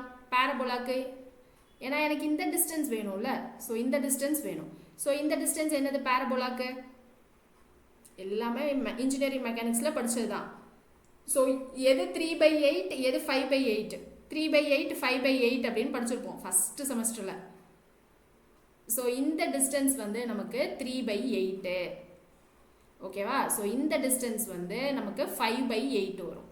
ஸோ டோட்டலாக x2னா இது 3/8 ஆஃப் x2 இது 5/8 ஆஃப் x2. ஸோ பேரபோலாவை பொறுத்த வரைக்கும் இப்படி இருக்குது அப்படின்னா இங்கே டிஸ்டன்ஸ் வந்து இந்த டிஸ்டன்ஸ் 3/8 இந்த டிஸ்டன்ஸ் 5/8 எல்லாமே நம்ம இன்ஜினியரிங் மெக்கானிக்ஸில் படித்தது தான். எங்கேயோ படித்த மாதிரி ஞாபகம் வருதா வரலையா? வருதா? ஓகே தானே? ஸோ எல்லாமே நம்ம படித்தது தான். ஸோ இப்போ என்ன பண்ணணும்? C1 Y1 அப்படின்னு சொல்லியிருக்கேன். C1 என்ன இருந்துச்சு நமக்கு? C1 என்ன இருந்துச்சு? C1 இங்கே 0.45 FCK BX1 அப்படின்னு இருந்துச்சா? கரெக்டா? C1 கரெக்டாக எழுதிட்டேனா? Y1 வேணும். என்னாச்சு? யாருக்காவது டவுட்டா? சரி. ஸோ இப்போ y1 என்ன வந்துடும்? y1 வந்து x1/2 அப்படின்னு வந்துடுமா? ஸோ அப்போ y1க்கு x1/2 அப்படின்னு சப்ஸ்டியூட் பண்ணிடலாம். அடுத்து என்ன பண்ணணும்? C2 வேல்யூ என்னது? So C2 value 2/3 of 0.45 FCK BX2. Very good. இப்போ அடுத்து y2 வேணும். y2க்கு நான் எங்கேருந்து ஆரம்பிக்கணும்? இங்கே மேலேருந்து ஆரம்பிக்கணும், அதாவது இங்கேருந்து ஆரம்பிக்கணும் y2க்கு. அப்போ x1 + 3/8 ஆஃப் x2 ஓகேவா. ரெஃபரன்ஸ் பாயிண்ட் ஒரே பாயிண்ட் தான் இருக்கணும். அப்போ இங்கேருந்து ஆரம்பிக்கணும். அப்போ இந்த x1 அதுக்கப்புறம் ப்ளஸ் 3/8 ஆஃப் இங்கே வரைக்கும் வேணும் எனக்கு. இங்கேருந்து இங்கே வரைக்கும் வேணும் y2. அப்போ x1 + 3/8 of x2. So x1 + 3/8 of x2 divided by C1 + C2. C1 C2 ரெண்டையும் ஆட் பண்ணால் நமக்கு என்ன கிடச்சிருந்தது? 0.36 FCK BXUன்னு இருந்துச்சு. இப்போ இங்கே என்ன பண்ணோம்? x1 x2லாம் இருக்குது, அதுக்கு சப்ஸ்டியூட் பண்ணோம். ஸோ x1க்கு என்ன சப்ஸ்டியூட் பண்ணோம்? 3/7 ஆஃப் XU. x2க்கு என்ன சப்ஸ்டியூட் பண்ணோம்னா 4/7 ஆஃப் XU அப்படின்னு சப்ஸ்டியூட் பண்ணோம். பண்ணிங்க அப்படின்னா y பார் வந்து 0.42 XUன்னு வரும். மேலே இதே மாதிரி எனக்கு சிங்கிள் வேல்யூவாக வரும். சரியா? ஸோ அதை சப்ஸ்டியூட் எக்ஸ் மட்டும் எனக்கு இங்கே பாருங்கள் x1 இருக்குது. அப்போ இன் டர்ம்ஸ் ஆஃப் XUவில் சப்ஸ்டியூட் பண்ணுறப்போ XU ஸ்கொயர்னு வரும். இங்கேயும் x2 ரெண்டு இருக்கா, அங்கேயும் XU ஸ்கொயர்னு வரும். ஸோ அப்போது ஒரே ஒரு XU மட்டும் தான் இருக்கும். மிச்சம் இருக்க நியூமரிக்கல் எல்லாம் கேன்சல் ஆகி y bar equal to 0.42 XU அப்படின்னு வரும். ஸோ அப்போ லீவர் ஆர்ம் டிஸ்டன்ஸ் என்னது? D minus y bar. அப்போ D மைனஸ் 0.42 XU. அவ்வளோதான். இதுதான் நமக்கு என்ன கொடுத்துருப்பாங்க அப்படின்னா இது அப்புறமா நீங்கள் ட்ரை பண்ணி பாருங்கள். சரியா? ட்ரை பண்ணிங்க அப்படின்னா கண்டிப்பாக ஆன்சர் இதுதான் வரும், 0.42 XU. இப்போ இதை தான் எனக்கு கோட் புக்கில் ஸ்ட்ரைட்டாக இங்கே கொடுத்துட்டாங்க பாருங்கள். Area of the stress block இதுதான் எனக்கு கம்ப்ரசிவ் ஃபோர்ஸ். அந்த area of the stress block 0.36 FCK XU அப்படின்னு கொடுத்துட்டாங்க. Depth of centre of compressive force. So அதாவது டோட்டல் கம்ப்ரசிவ் ஃபோர்ஸ் ஆக்ட் ஆகுதுல, அந்த டெப்த் ஆஃப் சென்டர் இங்கேருந்து இங்கே அந்த y பார் அந்த வேல்யூ 0.4 XU அப்படின்னு ஸ்ட்ரைட்டாக கொடுத்துட்டாங்க, அவங்களே கொடுத்துட்டாங்க. ஓகேவா? ஸோ இப்போ ஜஸ்ட்டு நான் தெரிஞ்சுக்கிறதுக்காக மட்டும் தான் போட்டேன். இந்த எக்ஸ்பிரஷன் ஃபுல்லாக உங்களுக்கு தெரிஞ்சிருக்கணும்னு அவசியம் இல்லை, ஃபைனல் வேல்யூ மட்டும் தெரிஞ்சால் போதும். இந்த எக்ஸ்பிரஷன் ஃபுல்லாக தெரிஞ்சது அப்படின்னா ஈஸியாக ஞாபகம் வச்சுக்கலாம் ஃபைனல் வேல்யூவை. அதுக்காக மட்டும்தான் போடப்பட்டது. ஃபைனலாக உங்களுக்கு என்ன தெரியணும்? இங்கே 0.36 FCK XU அப்படின்னு தெரியணும். இது வந்து 0.42 XU அப்படின்னு தெரியணும். சரியா? இப்போது யாராவது engineering service suppose IES prepare பண்ணுறீங்க அப்படின்னா இங்கே கொஷின் எப்படி வரும்னா, இங்கே எனக்கு காமா எம் வேல்யூ ஒரு வாட்டியும் மாற்றுவாங்க. அப்போ மாற்றுறப்போ எனக்கு டோட்டலாக கம்ப்ரசிவ் ஃபோர்ஸ் ஃபார்முலாவே மாறும். சரியா? ஸோ அந்த மாதிரி ஸ்டூடெண்ட்ஸுக்கு தான் இந்த டெரிவேஷன்லாம் வந்து நல்லா ஞாபகம் வச்சுக்கணும். ப்ளஸ் இங்கே 0.67 FCKவும் நிறைய வாட்டி என்ன பண்ணுவாங்கன்னா அவங்களே வந்து வேற இப்படி எடுத்துக்கிட்டோம் அப்படின்ற மாதிரி கொடுப்பாங்க. ஸோ அந்த இடத்துல அவங்களுக்கு கம்ப்ரசிவ் ஃபோர்ஸ் எப்படி வந்துச்சு, டென்சைல் ஃபோர்ஸ் எப்படி அரைவ் பண்ணோன்றதெல்லாம் தெரியணும். இப்போ எனக்கு இந்த வேல்யூலாம் மாறுறப்போ இந்த டிஸ்டன்ஸ் லீவராமும் மாறும். ஸோ அவங்களுக்கு தான் தெரிஞ்சிருக்கணும். நமக்கு அந்த மாதிரிலாம் டீப்பாக எதுவும் கேட்க மாட்டாங்க. நமக்கு என்ன தெரியணும், கண்ணை மூடிட்டு நியூட்ரல் ஆக்சிஸ் கண்டுபிடிக்கணும்னா C = T. C என்னது 0.36 FCK BXU = 0.87 FY AST அப்படின்னு போட்டு நம்ம என்ன பண்ணோம், நியூட்ரல் ஆக்சிஸாக கண்டுபிடிச்சிடணும். அவ்வளோதான். இப்போ எனக்கு மொமெண்ட் ஆஃப் ரெசிஸ்டன்ஸ் வேணும் அப்படின்னா என்ன பண்ணோம், மொமெண்ட் ஆஃப் ரெசிஸ்டன்ஸ்னா அந்த லோடு இல்லை ஃபோர்ஸ் இன்ட்டு லீவர் ஆர்ம் டிஸ்டன்ஸ்ன்னு சொன்னோமா. எனக்கு இந்த லோடு இல்லை ஃபோர்ஸுன்றது எனக்கு நான் இந்த கம்ப்ரசிவ் ஃபோர்ஸும் எடுத்துக்கலாம், டென்சைல் ஃபோர்ஸும் எடுத்துக்கலாம். எதை எடுத்துக்கணுன்றது எனக்கு பேஸ்ட் ஆன் த செக்ஷனை பொறுத்து. செக்ஷன்னா என்ன அப்படின்னா எனக்கு அந்த செக்ஷன் பேலன்ஸ்டு செக்ஷனா இல்லை அண்டர் ரெயின்ஃபோர்ஸ்டு செக்ஷனா இல்லை ஓவர் ரெயின்ஃபோர்ஸ்டு செக்ஷனான்றதை பொறுத்து தான் நான் இங்கே எஃப் என்ன சப்ஸ்டியூட் பண்ணுவேன் அப்படின்றது இருக்குது. லீவர் ஆர்ம் எல்லா இடத்துலையுமே நான் என்ன தான் போடுவேன் அப்படின்னா D - 0.42 XU தான். அதில் எந்த மாற்றமும் கிடையாது. இந்த எஃப் தான் நான் கம்ப்ரசிவ் ஃபோர்ஸ் யூஸ் பண்ண போகிறேன்னா இல்லை டென்சைல் ஃபோர்ஸ் யூஸ் பண்ண போகிறேன்னான்றது எனக்கு இந்த செக்ஷனை பேஸ் பண்ணி இருக்குது. ஸோ இந்த செக்ஷன்லாம் எப்படி மேம் கண்டுபிடிக்கிறது அப்படின்னா அடுத்து அதை தான் போகிறோம். பேலன்ஸ்டு செக்ஷன்னா என்ன, அண்டர் ரெயின்ஃபோர்ஸ்னா என்ன, ஓவர் ரெயின்ஃபோர்ஸ்னா என்னன்ட்டு. இப்போ இது வரைக்கும் நடத்துனதுல யாருக்காவது ஏதாவது டவுட் இருக்கா? என்ன ஞாபகம் வச்சுக்கணும்னு நான் சொல்லிட்டேன் தெளிவாக. ஸோ இப்போ ஜஸ்ட் டெரிவேஷன் நமக்கு தெரிஞ்சிருக்கணுன்றதுனால மட்டும்தான் நம்ம என்ன பண்ணியிருக்கோம், போட்டிருக்கோம். ஓகேவா? டெரிவேஷன்லாம் வந்து நிறைய கன்ஃபியூஸ் ஆக வேணாம், ஜஸ்ட் லாஜிக் புரியுதான்னு மட்டும் பாருங்கள். இது வரைக்கும் நம்ம படித்ததை தான் நம்ம என்ன பண்ணியிருக்கோம் அப்படின்னா இங்கே அப்ளை பண்ணியிருக்கோம். ஓகேவா? அடுத்து போயிடலாமா, போகலாமா? யாருக்காவது இன்னும் டெரிவேஷன்லேயே ஸ்ட்ரக் ஆகி நின்றுட்டு இருக்கீங்களா, மேம் எனக்கு அந்த ஸ்டெப்பு புரியல இந்த ஸ்டெப்பு புரியலன்னு? இல்லை. ஓகேவா? சம்முக்குள்ளே போகிறப்போ இல்லை நமக்கு கொஷின்லாம் பார்க்குறப்போ மேம் ஏன் தேவையில்லாமல் இவ்வளோ நடத்துனாங்கன்ற ஃபீல்லாம் வரும். பட் ஆனால் அந்த பேசிக் நமக்கு ரிஜிஸ்டர் ஆகணும் அப்படின்னா எப்படி வந்துச்சுன்னு தெரிஞ்சதுன்னா ஈஸியாக ரிஜிஸ்டர் ஆகிடும். அதுக்காக மட்டுமே கூறுகிறேன். ஓகேவா? Okay, very good. ஸோ இப்போ அடுத்து நம்ம ஏற்கனவே என்ன பார்த்தோம், நியூட்ரல் ஆக்சிஸ் அப்படின்னு ஒன்று பார்த்தோம். அந்த நியூட்ரல் ஆக்சிஸில் எனக்கு ஸ்ட்ரெஸ்ஸு ஸ்ட்ரெயின் ரெண்டுமே 0 அப்படின்னு பார்த்தேன். எனக்கு இந்த நியூட்ரல் ஆக்சிஸ் எப்பயுமே வந்து எனக்கு எல்லா செக்ஷனுக்கும் ஒரே டிஸ்டன்ஸில் இருக்காது, இல்லை ஒரு செக்ஷனுக்கும் மாறும். இப்போ எனக்கு வந்து இந்த டெப்த் ஆஃப் த பீம் வந்து இந்த இடத்துல 200 mmன்னு வச்சுக்கிறேன். இன்னொரு இடத்துலையும் அதே பீமு எனக்கு 200 mm. ஆனால் இங்கே ரெயின்ஃபோர்ஸ்மெண்ட் வந்து நான் 4 பார் கொடுக்குறேன். 4 பார் 12 mm. சரியா? இந்த ஹேஷ்டேக்னா 4 நம்பர்ஸ்னு அர்த்தம். ஸோ 4 நம்பர்ஸ் ஆஃப் 12 mm போடுறேன். இங்கே வந்து நான் 3 பார் போடுறேன். ஸோ 3 நம்பர்ஸ் ஆஃப் 16 mm போடுறேன்னு வச்சுக்கோங்க. ஸோ எனக்கு இந்த செக்ஷனில் நியூட்ரல் ஆக்சிஸ் வேறையாக இருக்கும், இந்த செக்ஷனில் நியூட்ரல் ஆக்சிஸ் வேறையாக இருக்கும், இல்லையா? ஸோ அப்போ எனக்கு எல்லா இடத்துலையும் எப்படி இருக்காது அப்படின்னா நியூட்ரல் ஆக்சிஸ் வந்து ஒரே மாதிரி இருக்காது. டெப்த்து சேமாக இருக்குன்ற ஒரே காரணத்துக்காக இந்த நியூட்ரல் ஆக்சிஸ் டிஸ்டன்ஸ் எனக்கு சேமாக இருக்காது. இப்போ நியூட்ரல் ஆக்சிஸில் எனக்கு எங்கே ஸ்ட்ரெஸ்ஸு ஸ்ட்ரெயின் 0வாக இருக்கும் அப்படின்னு கேட்டிங்கன்னா கிரிட்டிக்கல் நியூட்ரல் ஆக்சிஸ், அப்படி இல்லைனா மேக்ஸிமம் நியூட்ரல் ஆக்சிஸ், இல்லைனா லிமிட்டிங் நியூட்ரல் ஆக்சிஸ் அப்படின்னு சொல்லுவோம். ஸோ அதை வந்து XU மேக்ஸ் அப்படின்னு சொல்லுவோம். ஸோ அந்த XU மேக்ஸில் எனக்கு ஸ்ட்ரெஸ்ஸு ஸ்ட்ரெயின் கண்டிப்பாக 0வாக இருக்கும். பட் ஆனால் நம்ம ரியல் லைஃப்பில் ப்ரொவைட் பண்ணுற இந்த காங்க்ரீட்டும் இந்த ஸ்டீலையும் வச்சு பேலன்ஸ்டு செக்ஷன் வரவே வராது. பேலன்ஸ்டு செக்ஷன்னா என்னென்னா எனக்கு இந்த XU மேக்ஸ்ன்றது எப்போ அரைவ் ஆகும் அப்படின்னா என்னுடைய கம்ப்ரசிவ் ஃபோர்ஸும் டென்சைல் ஃபோர்ஸும் எல்லா நேரத்துலையும் ஈக்குவலாக இருக்காது. ஓகேவா? எனக்கு காங்க்ரீட் எடுத்துக்கிற கம்ப்ரசிவ் ஃபோர்ஸும் கீழே இருக்கிற டென்சைல் ஃபோர்ஸும் எல்லா நேரத்துலையும் ஈக்குவலாக இருக்காது ப்ராக்டிக்கலாக. இந்த கண்டிஷன் எனக்கு எப்பயுமே தியரிட்டிக்கலாக அனாலிட்டிக்கலாக மட்டும்தான் யூஸ் பண்ண முடியும். ஓகேவா? ஸோ இந்த கண்டிஷன் எனக்கு கம்ப்ரசிவ் ஃபோர்ஸும் டென்சைல் ஃபோர்ஸும் ஈக்குவலாக இருக்கிற இந்த கண்டிஷனை தான் நான் என்ன சொல்லுவேன்னா பேலன்ஸ்டு செக்ஷன் அப்படின்னு சொல்லுவேன். அதாவது எனக்கு ஸ்டீல் இது ரெண்டும் ஈக்குவலாக இருக்குன்னா என்ன அர்த்தம், எனக்கு ஸ்டீலும் காங்க்ரீட்டும் ஒரே நேரத்தில் ஃபெயில் ஆகுது அப்படின்னு தான் மீனிங். ஓகேவா? ஏன்னா ரெண்டும் ஒரே மாதிரியான ஃபோர்ஸு லோடு தான் எடுத்துக்க போகுது அப்படின்னா ரெண்டும் ஒரே நேரத்தில் ஃபெயில் ஆகுதுன்னு தானே அர்த்தம். ஸோ அப்படி ஃபெயில் ஆகிற செக்ஷனை தான் நான் பேலன்ஸ்டு செக்ஷன் அப்படின்னு சொல்லுவேன். ஸோ அந்த மாதிரி ரியல் டைமில் இருக்கிறதுக்கு சான்சஸ் இல்லை. ஸோ இது வந்து ஒன்லி தியரிட்டிக்கல். ஸோ இந்த பேலன்ஸ்டு செக்ஷனில் இருக்கிற அந்த நியூட்ரல் ஆக்சிஸ் டிஸ்டன்ஸை XU மேக்ஸ் அப்படின்னு சொல்லுவோம். ரியல் டைமில் இருக்கிற அந்த நியூட்ரல் ஆக்சிஸ் டிஸ்டன்ஸை XU அப்படின்னு வச்சுப்போம். சரியா? இந்த XU மேக்ஸ் வந்து நம்ம ஈஸியாக வந்து டிரைவ் பண்ணிடலாம். அதாவது எல்லா கண்டிஷன்லையும் எனக்கு C = T அப்படின்னு போட்டு ஈஸியாக டிரைவ் பண்ணிடலாம்.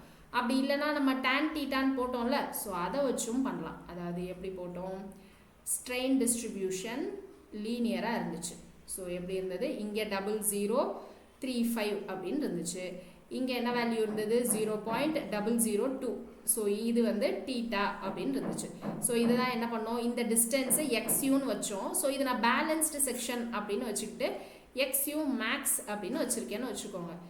ஸோ அப்போ XU மேக்ஸ்ன்னு வச்சுக்கிட்டா 0.0035 by XU மேக்ஸ். ஸோ இந்த டிஸ்டன்ஸ் என்னவா இருக்கும், எனக்கு இந்த டோட்டல் டிஸ்டன்ஸ் இங்கேருந்து இங்கே வரைக்கும் எஃபெக்டிவ் டெப்த் D அப்படின்னு சொன்னேன். இந்த டிஸ்டன்ஸ் XU மேக்ஸ் அப்படின்னா இந்த டிஸ்டன்ஸ் என்ன வந்துடும், D மைனஸ் XU மேக்ஸா? ஓகே தானேங்க? ஸோ இது D ஹோல் டிஸ்டன்ஸ் D, இது XU மேக்ஸ்னா இது D மைனஸ் XU மேக்ஸ். எனக்கு இங்கே கீழே ஸ்ட்ரெயின் என்னன்னு தெரியும்ல, ஸோ ஸ்ட்ரெயின் என்னன்னு தெரியும் 0.002 ப்ளஸ் FY by 1.15 ES அப்படின்னு இருந்துச்சு. ஸோ 1/1.15 ESனா இதை இதுக்கப்புறம் நம்ம இப்படி தான் யூஸ் பண்ணுறோன்னு வச்சுக்கோங்க. 0.002 ப்ளஸ் 0.87 FY by ES அப்படின்னு வச்சுக்கலாம். ESன்றது யங்ஸ் மாடுலஸ் ஆஃப் ஸ்டீல். இதோட வேல்யூ எனக்கு எப்பயுமே 2 × 10⁵ நியூட்டன் பெர் mm ஸ்கொயராக தான் இருக்க போகுது. ஸோ இப்போ இங்கே 2 × 10⁵ mm ஸ்கொயர்னு வந்துருச்சுன்னா இப்போ இந்த வேல்யூ மட்டும் என்னவா ஆகும்னு சொல்லுங்கள், இந்த வேல்யூ மட்டும் என்னவா ஆகும்னு சொல்லுங்கள், 0.87 by 2 × 10⁵ போடுறோன்னு வைங்க. ஸோ அந்த வேல்யூ என்னவாகும்,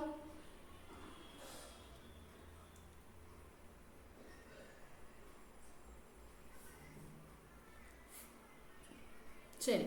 ஸோ இப்போ இங்கே 0.0035 by XU மேக்ஸ் இதை எப்படி ஈக்குவேட் பண்ணலாம், இந்த பக்கம் இருக்கிற இந்த ஸ்ட்ரெயினையும் இந்த டிஸ்டன்ஸையும் ஈக்குவேட் பண்ணலாமா?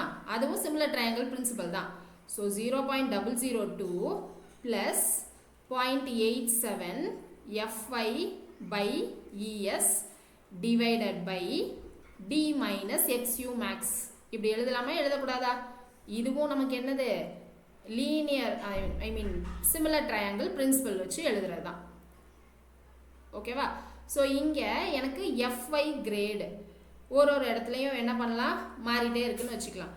FY வந்து நான் ஃபஸ்ட்டு மைல்டு ஸ்டீல் யூஸ் பண்ணுறேன், FE 250. ஸோ அப்போ FY வேல்யூ 250. ஸோ இங்கே ES வேல்யூ தெரியும், FY 250 சப்ஸ்டியூட் பண்ணுங்கள். சப்ஸ்டியூட் பண்ணிவிட்டு நீங்கள் எனக்கு என்ன சொல்லணும்னா XU max by D value சொல்லணும்.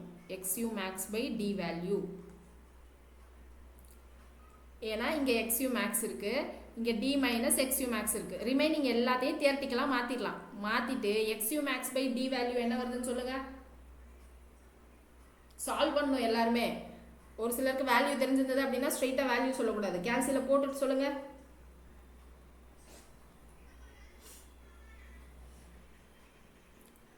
பொறுமையாக டைம் எடுத்து சால்வ் பண்ணிட்டு சொல்லுங்கள்.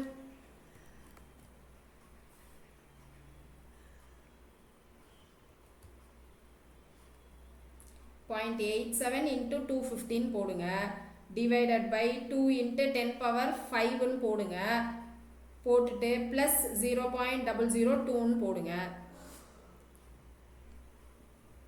போட்டுட்டு என்ன பண்ணுங்க, இந்த 0.0035 இந்த சைட் கீழே வருதுன்னு வச்சுக்கோங்க. வச்சுட்டு டிவைட் பண்ணுங்க, டிவைடட் பை 0035 வந்த ஆன்சரை. ஸோ பண்ணிட்டீங்கன்னா என்ன இருக்கும், இங்கே D மைனஸ் XU மேக்ஸ் இந்த சைடு போகும், divided by XU max equal to 0.882 சம்திங்னு வந்திருக்கும்னு நினைக்கிறேன். வருதான்னு பாருங்க. இங்கே D பை XU max -1, ஏன்னா இங்கே XU max இங்கே XU max, so -1 equal to 0.882 அப்படின்னு இருக்கும். ஸோ அதுக்கப்புறம் என்ன பண்ணலாம், இந்த -1 இந்த சைடு +1 வந்துடலாம். அப்புறம் இது எனக்கு இன்வர்ஸாக தான் வேணும். ஸோ அப்போது 1 டிவைடட் பை போட்டுடலாம். போட்டிங்கன்னா 0.53 வருதா வரலையா போடுறீங்களா?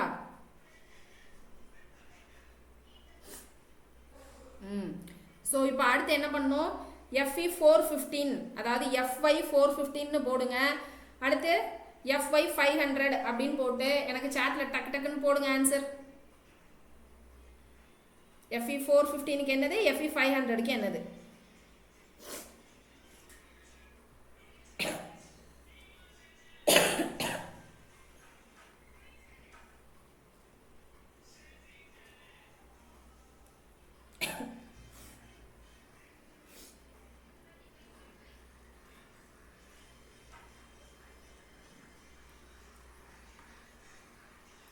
FE 415க்கு 0.48 very good. FE 500க்கு போடுங்க. அடுத்து FE 415க்கு ஒருத்தர் ஆன்சர் போட்டீங்க, சூப்பர். 0.48.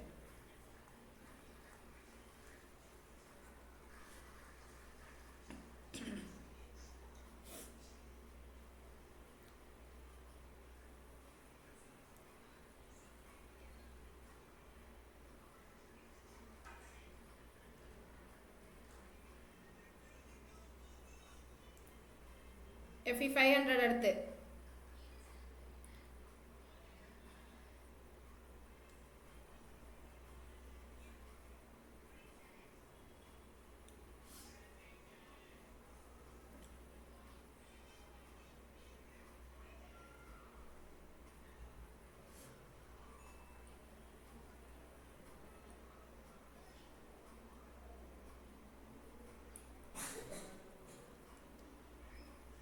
எல்லாரும் போடணும். யாராவது ஆன்சர் சொல்லுவாங்கன்னு போடாமல் இருக்கக்கூடாது. நோட்ஸ் நான் எழுதுறதும் நான் ஒன்றா எழுதுறேன்னா நீங்களும் எழுதணும். நான் எதெல்லாம் இம்பார்ட்டன்ட் சொல்கிறனோ அப்பயே மார்க் பண்ணிடணும், சரியா? கையில் கால்குலேட்டர் வச்சுக்கணும்.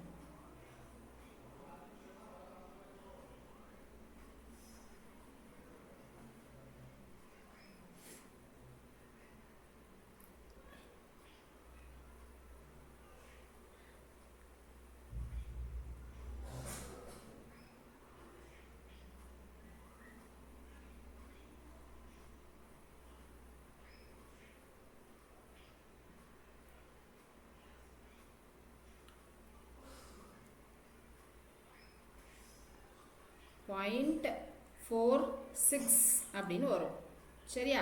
ஸோ இது என்னது, எனக்கு பேலன்ஸ்டு செக்ஷனில் வரக்கூடிய இந்த கிரிட்டிக்கல் நியூட்ரல் ஆக்சிஸ் இல்லை லிமிட்டிங் நியூட்ரல் ஆக்சிஸ் அப்படின்னு சொல்லலாம். ஸோ இந்த லிமிட்டிங் நியூட்ரல் ஆக்சிஸ் எனக்கு எப்பயும் எதை பேஸ் பண்ணி மட்டும்தான் இருக்கும், கிரேட் ஆஃப் ஸ்டீல் பேஸ் பண்ணி மட்டும்தான் இருக்கும்.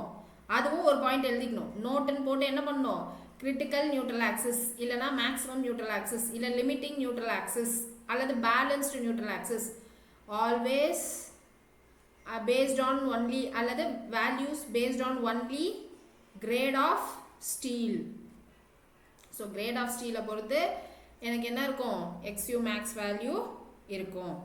ஸோ இப்போ என்ன பண்ணலாம் அப்படின்னா, அடுத்து இந்த பேலன்ஸ்டு செக்ஷனுடைய XU max critical neutral axis இல்லை மேக்ஸிமம் நியூட்ரல் ஆக்சிஸ்ன்னு சொல்கிறோம்ல, ஸோ இதை பேஸ் பண்ணி இந்த பேலன்ஸ்டு செக்ஷனுக்கு நம்ம கண்டுபிடிக்கக்கூடிய நியூட்ரல் ஆக்சிஸை பேலன்ஸ்டு நியூட்ரல் ஆக்சிஸ் இல்லை கிரிட்டிக்கல் நியூட்ரல் ஆக்சிஸ்ன்னு சொல்லுவோம்.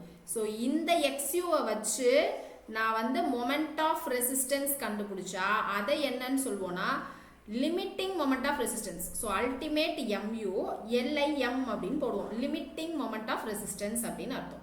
So moment of resistance formula நான் என்ன சொன்னேன், M ஈக்குவல் டு எனக்கு compressive force into lever arm, அப்படி இல்லைன்னா tensile force into lever arm அப்படின்னு சொன்னேன்.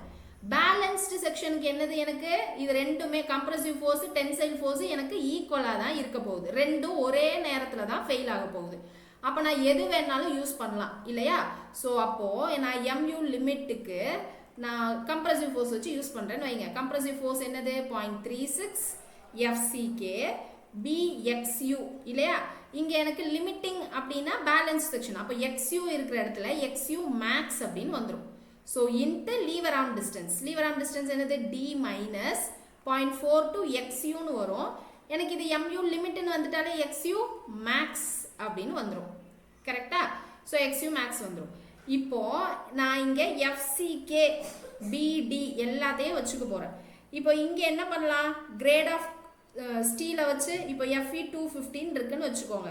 ஸோ 250க்கு நமக்கு என்ன தெரியும், XU max by D value வந்து 0.53 அப்படின்னு தெரியுமா. அப்போ XU max equal to 0.53D. So 0.53D. So அப்போ இங்கே XU max இருக்கிற இடத்துல 0.53D அப்படின்னு சப்ஸ்டியூட் பண்ணுங்க. ஸோ சப்ஸ்டியூட் பண்ணிட்டு ஃபைனலாக என்ன ஆன்சர் வருது அப்படின்னு சொல்லணும், MU லிமிட். ஸோ இந்த கான்ஸ்டன்ட் எல்லாம் எடுத்துடலாம், அதாவது FCK, B, D அதெல்லாம் எடுத்துடலாம். இங்கே வேற ஒரு D வரும். ஸோ அப்போது D ஸ்கொயர் அப்படின்னு கிடச்சிரும். ஸோ எல்லாத்தையும் சப்ஸ்டியூட் பண்ணிவிட்டு என்ன ஆன்சர் வருதுன்னு சொல்லுங்கள். இப்போ ஒன்றும் பண்ண வேணாம், XU மேக்ஸ் இருக்கிற இடத்துல என்ன பண்ணணும், 0.53D அப்படின்னு போட்டு லிமிட்டிங் மொமெண்ட் ஆஃப் ரெசிஸ்டன்ஸ் என்ன அப்படின்னு சொல்லணும். லிமிட்டிங் மொமெண்ட் ஆஃப் ரெசிஸ்டன்ஸ் என்னன்னு சொல்லுங்கள். ஸோ 0.36 FCK அப்படியே வெளில வச்சிடலாம், B அப்படியே வெளில வச்சிடலாம். இங்கே XU மேக்ஸ்க்கு 0.53D. ஸோ Dயை வந்து நான் இங்கே வச்சுக்கிறேன் அப்படின்னா இங்கே D. So D minus 0.42 into 0.53D வரும். ஸோ இங்கேருந்து D இங்கேருந்து D ரெண்டையும் காமனாக வெளில எடுத்துட்டோன்னு வைங்க, இங்கே D ஸ்கொயர் அப்படின்னு வந்துடும். அப்போ இந்த வேல்யூ வந்து 1 மைனஸ் 0.42 இன்ட்டு 0.53 அப்படின்னு வந்துடும் இல்லைங்களா.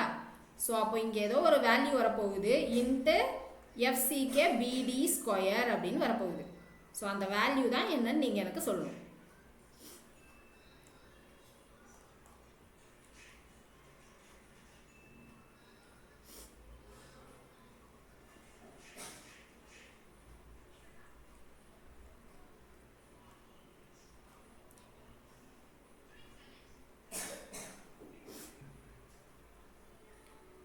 .148. Okay super. 3 decimal to 3 values மட்டும் லிமிட் பண்ணிட்டா போதும். So 0.148 FCK BD square. இப்போ இதுவே அடுத்து FE 415க்கு XU மேக்ஸ் என்னது 0.48 இல்லையா. ஸோ அப்போ 0.48D அப்படின்னு போட்டு சப்ஸ்டியூட் பண்ணுங்க. சப்ஸ்டியூட் பண்ணிங்கன்னா MU லிமிட் கிடைக்கும்.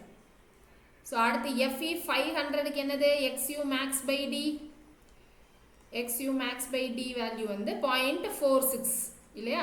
ஸோ இங்கேயும் MU லிமிட் வேல்யூ என்னன்னு கண்டுபிடிக்கணும். ஸோ இங்கேயும் சேம் FCK BD ஸ்கொயர் இருக்கும், அங்கே நடுவில் இருக்கிற அந்த வேல்யூ மட்டும்தான் நமக்கு என்ன ஆகும், சேஞ்ச் ஆகிட்டே இருக்கும். ஸோ இப்போ நான் பாக்ஸ் போடுறது எல்லாத்தையும் நீங்களும் பாக்ஸ் போட்டுக்கோங்க. ஸோ ஸ்ட்ரைட்டாக அதை மட்டும் நீங்கள் ஞாபகம் வச்சுக்கிட்டீங்கனாலே போதும் சரியா. ஸோ இங்கே 53 இருக்கிற இடத்துல 48, இங்கே 53 இருக்கிற இடத்துல 48 போடுங்க அடுத்ததுக்கு. So 0.138 very good. ஸோ இங்கே வந்து 0.138ன்னு வரும், அடுத்து 0.133ன்னு வரும் நீங்கள் போட்டிங்கன்னா ஓகேவா. So XU max by D வேல்யூவும் ஞாபகம் வச்சுக்கணும், இந்த லிமிட்டிங் மொமெண்ட் ஆஃப் ரெசிஸ்டன்ஸ் வேல்யூவும் ஞாபகம் வச்சுக்கணும். அடுத்து இன்னொன்று என்ன ஞாபகம் வச்சுக்கலாம் அப்படின்னா பேலன்ஸ்டு செக்ஷன். பேலன்ஸ்டு செக்ஷனில் எனக்கு percentage of steel. So percentage of ஸ்டீலுக்கு எனக்கு மினிமம்க்கு பீமுக்கு எவ்வளோ ப்ரொவைட் பண்ணணும் அப்படின்னு இருக்குது, மேக்ஸிமம் எவ்வளோ ப்ரொவைட் பண்ணணும் அப்படின்றதும் இருக்குது. ஸோ அதுக்கு முன்னாடி P balanced percentage of steel அதுக்கான ஃபார்முலா என்ன அப்படின்னு பார்த்தீங்கன்னா AST by BD into 100 ஓகேவா. ஸோ இது வந்து ஜென்ரலாக எல்லாமே எனக்கு பர்சன்டேஜ் ஆஃப் ஸ்டீல் எவ்வளோ ப்ரொவைட் பண்ணுறோம் அப்படின்றது தான். So percentage of steel equal to AST by BD into 100. இப்போ நமக்கு பேலன்ஸ் செக்ஷன் பொறுத்த வரைக்கும் என்னது C ஈக்குவல் டு Tயா. ஸோ C ஈக்குவல் டு Tனா C வந்து 0.36 FCK B XU. So T வந்து 0.87 FY AST. நான் இப்போ தான் சொன்னேன் இங்கே பர்சன்டேஜ் ஆஃப் ஸ்டீலுக்கு AST by BD into 100. So அப்போ இந்த AST இங்கே இருக்குது, B அந்த சைடு எடுத்துகிட்டு போயிடலாமா, FCK XU divided by 0.87 FY அப்படின்னு வச்சுட்டோன்னா AST by Bன்னு மட்டும் இருக்கும். நான் ரெண்டு சைடும் இந்த D100 வந்தால் தான் பண்ண முடியும்ல. ஸோ நான் என்ன பண்ணுறேன், ரெண்டு பக்கமும் Dயை வந்து கீழே மல்டிப்ளை பண்ணிக்கிறேன், ரெண்டு பக்கமும் இன்ட்டு 100 பண்ணிக்கிறேன். பண்ணேன் அப்படின்னா இங்கே என்ன வந்துடும் percentage of steel for balanced section என்ன அப்படின்னு கிடைச்சிடும். ஸோ இது எதெல்லாம் பேஸ் பண்ணியிருக்கோம்? எனக்கு percentage of steel for balanced sectionக்கு இதான் ஃபார்முலா. ஸோ எதை பேஸ் பண்ணியிருக்கோம்? இங்கே எனக்கு grade of XU max by D இல்லையா? ஸோ அதையும் பேஸ் பண்ணியிருக்கோம். ப்ளஸ் இங்கே grade of ஸ்டீலை பேஸ் பண்ணியும் இருக்கும். So grade of steel, grade of concrete ரெண்டுமே பேஸ் பண்ணியிருக்கோம். இப்போ நான் வந்து Fe250 வச்சுக்கிறேன்னு வைங்க. ஸோ அப்போ இங்கே percentage of steel வேல்யூ என்னன்னு சொல்லுங்க. Fe250 வச்சுக்கிட்டா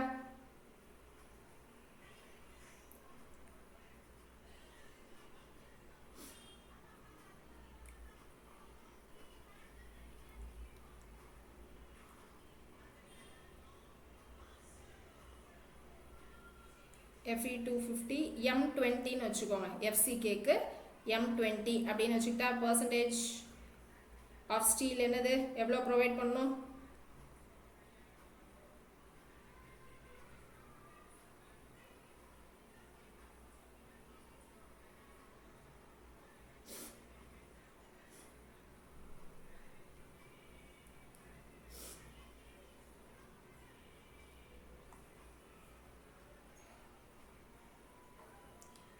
percentage of steel.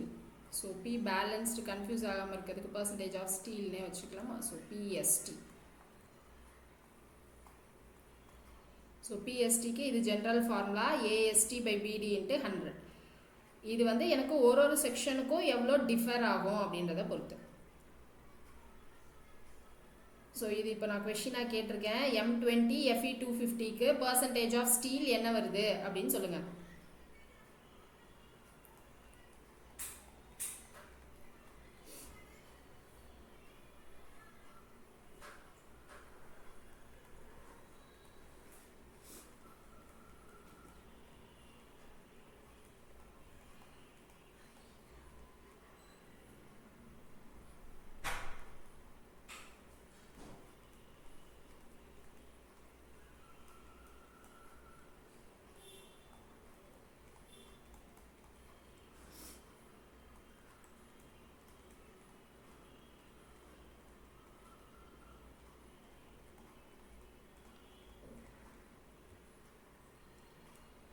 இது வந்து பேலன்ஸ்டு செக்ஷனில் நமக்கு ஒரு கிரேட் ஆஃப் ஸ்டீலை பொறுத்து என்ன எவ்வளோ ப்ரொவைட் பண்ணணும் பர்சன்டேஜ் ஆஃப் ஸ்டீல் அப்படின்றது.